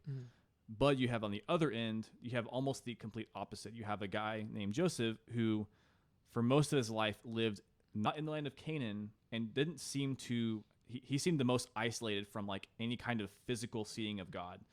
He only had a couple visions in Canaan, but even then, you know, God, like God didn't even talk to him in those visions. He just saw something, but yet he has the most, like he seems to hear God the best. And so I think if you consider that going forward, the people of Israel have to remember again, they don't need to rely on like, or especially us too. We need to remember that like God can do 1,000 exoduses if he has to. That's not going to be enough to make people listen to him. Well, that's what people always say, right? They're like, "Oh, I'll believe in God if he writes his name in the clouds." Like, no, you won't. Yeah, it's those things are never going to be enough. Like if you think anything like that is going to cause you to be faithful, then you've already lost. Joseph had none of that stuff, and yet he did a better job. You know, we even talked about this with Noah too. Noah was surrounded by wicked people, but yet he walked with God, whereas Adam was only with God and one person, and that he still didn't listen to him. Yeah. And Jacob was receiving visions every other day. Yeah, we saw how he was. Yeah. That is interesting because this is the second time I'm thinking of this passage today, but John chapter 20 with Thomas and Jesus, where Thomas, he's like, I will not believe until I see. And then whenever Jesus shows up to him, he says, blessed are those who have believed without seeing, to where it isn't an outright rebuke, but it is a slight rebuke to where it is interesting to where like Thomas is almost in the place of like Adam or Jacob, where they're seeing all the, like they saw it and they believed, but like even in Genesis, there is like this greater respect for people like Joseph, who they never saw anything. They just believed and they were faithful. And Joseph, he is going through everything. And he is like, every time things go well for him, it just goes badly again. And he's doing nothing wrong. Yet he's just like being like, okay. And by the end of the story, he's not complaining. And he's not like, I mean, I don't know. Most of us would be like, I deserve better. And I shouldn't have gone through all that. And I definitely don't want to go through that for people who hate me. Like, you know, I want them to, you know, get a taste of their own medicine. Whereas Joseph's just like, no, that's God's ways are beyond my ways. And who am I to understand? Like, am I in the place of God? Like, that's such a great question. Whereas like in Genesis 3, Adam and Eve, their whole thing is they wanted to be in the place of God, you know, to where serpent says, well, no, the reason why God doesn't want you to eat the fruit is he knows that you'll be like him. And they're like, oh, shoot, well, we want to be like God. And so they take the fruit in order to be like God. And then you get to the Tower of Babel, and they're wanting to be gods in their own eyes and make a name for themselves. Whereas with Joseph, he's just like, am I in God's place? And honestly, that's just a great question. Like, that's something like that question right there. Like, you know, people are always getting tattoos of like scripture on their, like, put that on there. Like, am I in God's place? That's a great question to ask every single day with every single thing you do, because that really is like kind of the heart of what you see people doing in Genesis. Like, Jacob seems to think he's in God's place. Abraham knows he's not in God's place, but sometimes he feels the need to act like he is, you know, like to where Joseph just like, I'm not in God's place. Like, that's like God is up here and he's got things he's doing, and it is not my job to question him, right? If I've got to suffer in order to accomplish his will. So be it. And that is an interesting like connection there to where it really is a much more unified book than people give it credit for, right? Genesis is often just treated like different stories and kind of episodic, but there is a clear thematic through line to that. Yeah. And that's really one of the goals of this podcast. We're wanting to explore that because people, I don't know, we do a disservice to scripture whenever we just treat it like, just like pick and choose what you want to go through. Like, no, read it as it was meant to be read and reflect on it like that. And that's why I wanted to do this like retrospective thing to just like look back. Yeah. We don't have to spend as long on this, but like, are there any other just like themes that maybe stood out to you as we went through Genesis this time that had never stuck out to you before? I mean, I think the hearing and seeing thing was one of them for me, but that was definitely the biggest one. Yeah. Is there anything else that stuck out to you? I'm sure there was. I have to think about it a bit more. Okay. So the other thing I wanted to highlight is, and this is something I've talked about in the past, but I just kind of wanted to probably end here because it's a good way of just kind of recapping the story so far, is I wanted to just mention again how not only does Genesis tell this amazing story that details like the birth of Israel and explain why Israel needs to exist, but it also foreshadows not only the rest of the Hebrew scriptures, but arguably the rest of like history. To where whenever we get to Deuteronomy 32, Moses is going to explicitly do this in a song, and he's going to say, this is what I'm doing. Whereas in the book of Genesis, I would argue that you do have a perfect summary of Israel's history. And like I pointed out earlier, chapters 1 through 11 are mainly set up, and it's chapters 12 and onwards where you're really going to see Israel's history summarized. And so I just figured maybe I would just like end by just summarizing the whole book, right? That sounds good. And so really chapters 1 through 11 can be broken into 4 main sections, right? It would be creation and then 3 fall stories. And creation is chapters 1 and 2. And I would argue that the main purpose of this section is to just show God's ideal, right? This is the goal, and the goal of the story is God dwelling with man in a good creation that is submitting to him. And over the course of chapters 3 through 11, we're going to see 3 different fall stories that really show how man really screwed it up. And as a result, the rest of the Bible is explaining how God will fix the problem. And that's why I always summarize the Bible with 7 words: God's commitment to dwelling with man again. And every single one of those words I've carefully chosen because I think it really just summarizes the whole purpose of the story.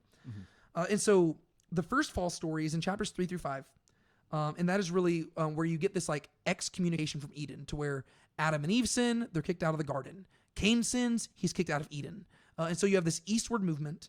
And this would be summarized as like the problem of evil, right? So God established a good creation, but there's this problem of evil, right? Man chooses evil. God gave a choice. They chose wrongly. And there are 2 primary consequences to this, right? As a result, there's a curse upon the serpent and a curse upon the ground. And the story is not resolved until those curses are fixed. And so the serpent must be crushed and the ground must be remade, right? And so these are the stories of redemption and restoration, right? God will redeem humanity from sin, and he will restore creation from the curse that was placed upon it. And the story is not over until we have accomplished that. But then you go into the second fall story, which is chapter 6 through 10, which begins with the sons of God and the daughters of men and all that stuff, and it leads into the flood. And if the first fall story details the problem of evil, the second fall story details the extent of evil. And this is where we face a really big dilemma, because it turns out that nobody is good.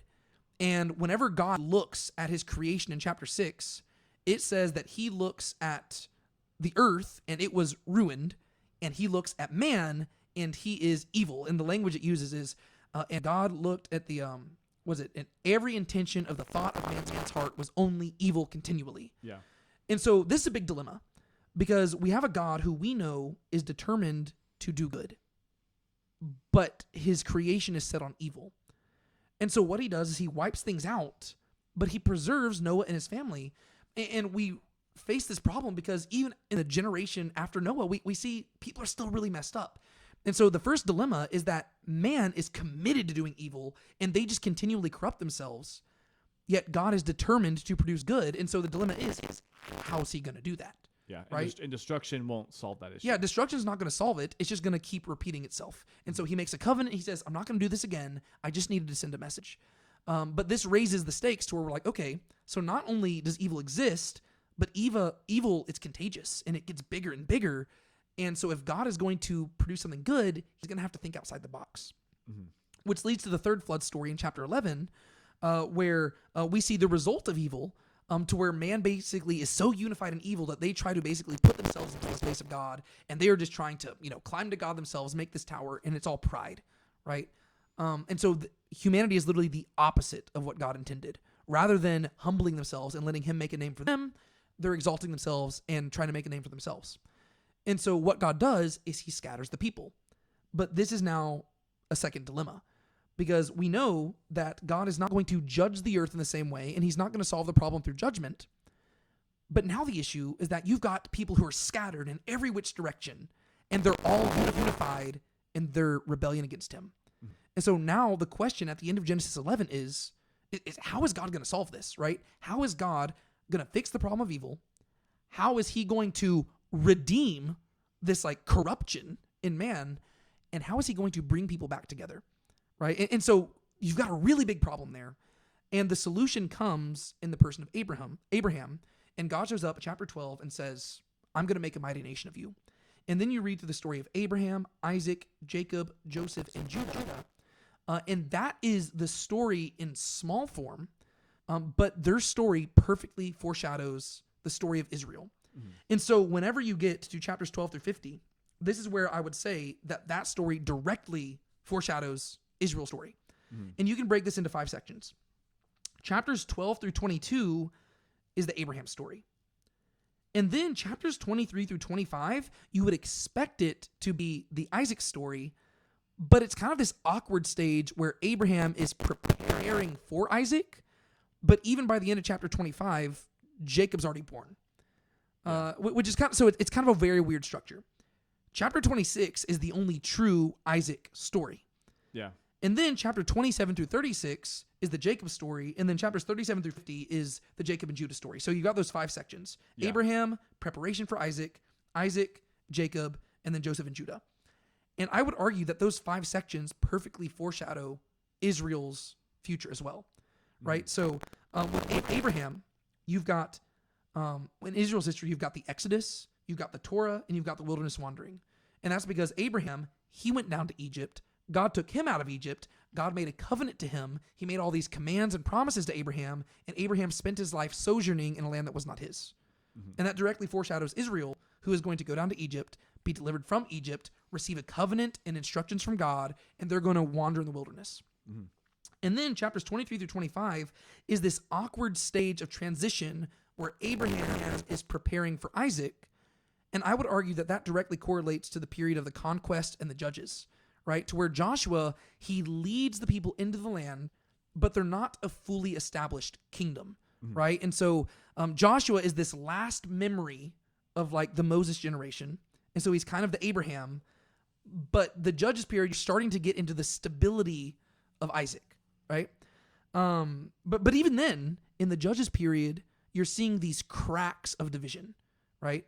And that's kind of how, by the end of chapter 25, Jacob's already born, right? So even before you've gotten to the stability of Isaac, you're already seeing the cracks in the system, right? Yeah. Then you get to chapter 26, just one brief chapter about Isaac.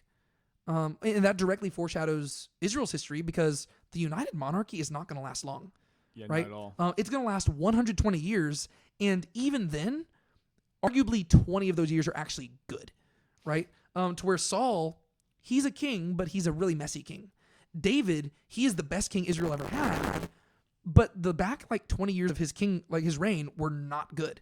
And then Solomon, he saw them to their most prosperous, but by the end of Solomon's reign, they're just living in sin. Yeah. And so it directly correlates to Isaac, to where, yes, you've got this, like Isaac, he never left the land of Israel. He was a husband of one wife. He is arguably he's not very active, but he's faithful, right? Yeah. And to me, that corresponds to the united monarchy. It's very short-lived, but it does its job.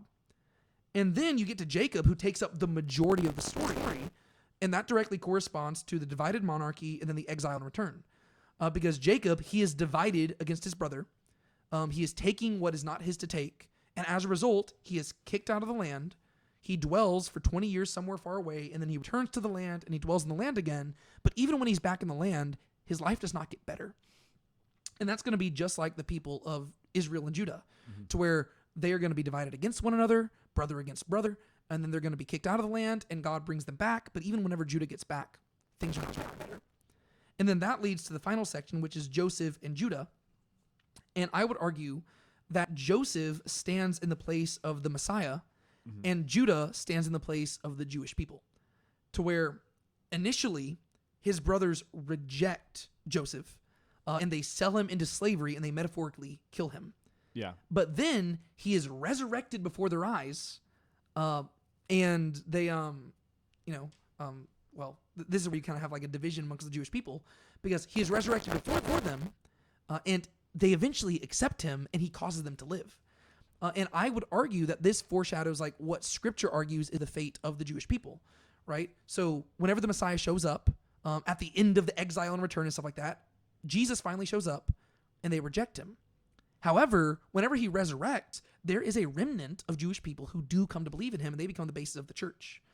But as judgment against the Jewish people for rejecting the Messiah, you have this kickoff of what we call the time of the Gentiles, right?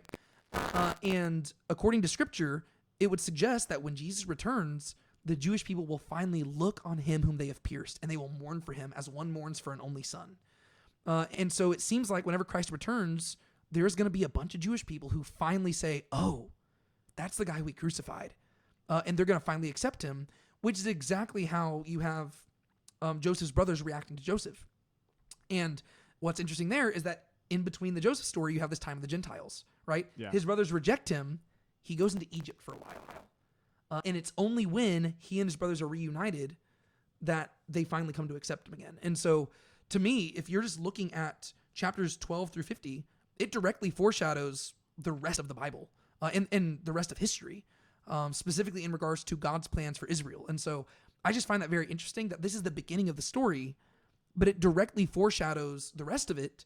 And it's going to be directly echoed in Deuteronomy 32. Like this is exactly like these are all the story beats that Moses is going to predict. And so Deuteronomy 32 calls back to the patriarchs, but it also foreshadows the rest of Israel's history. And so I just think that's cool how Genesis, it's the first book, but it also tells you the story of the rest, to where even if you did not have the next 65 books of the Bible, you could look at this, and if you just used chapters 12 through 50 as a template, you could beat for beat predict what's going to happen in the story. So I just think that's kind of cool. And so there's my long spiel about that.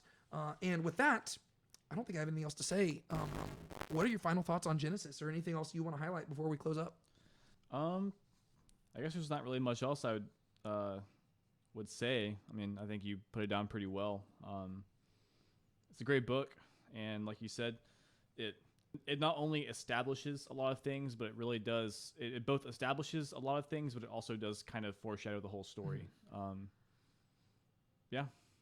think it's genuinely a great book, and I feel very accomplished because, like I said, I've been translating this along the way, and there was something so satisfying about just like finishing the final verse of Genesis 50, because I looked it up, and according to word count, Genesis is like the second longest book in the Bible. Only Jeremiah is the only one longer than it.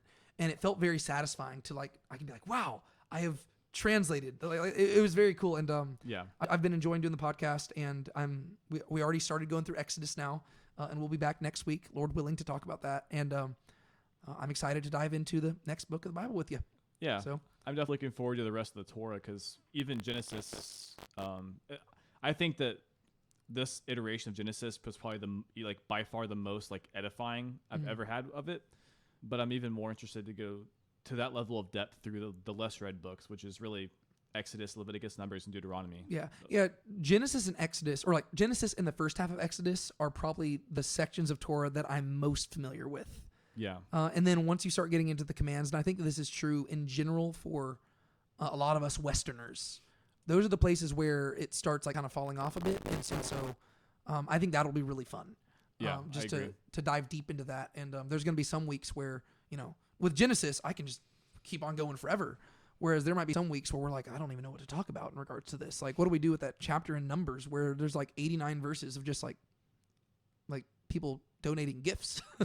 but it'll be really fun, and I'm Yeah. excited to dive into Torah because all of it is important. And so Agreed. thank you for joining me. Of course. And any final comments?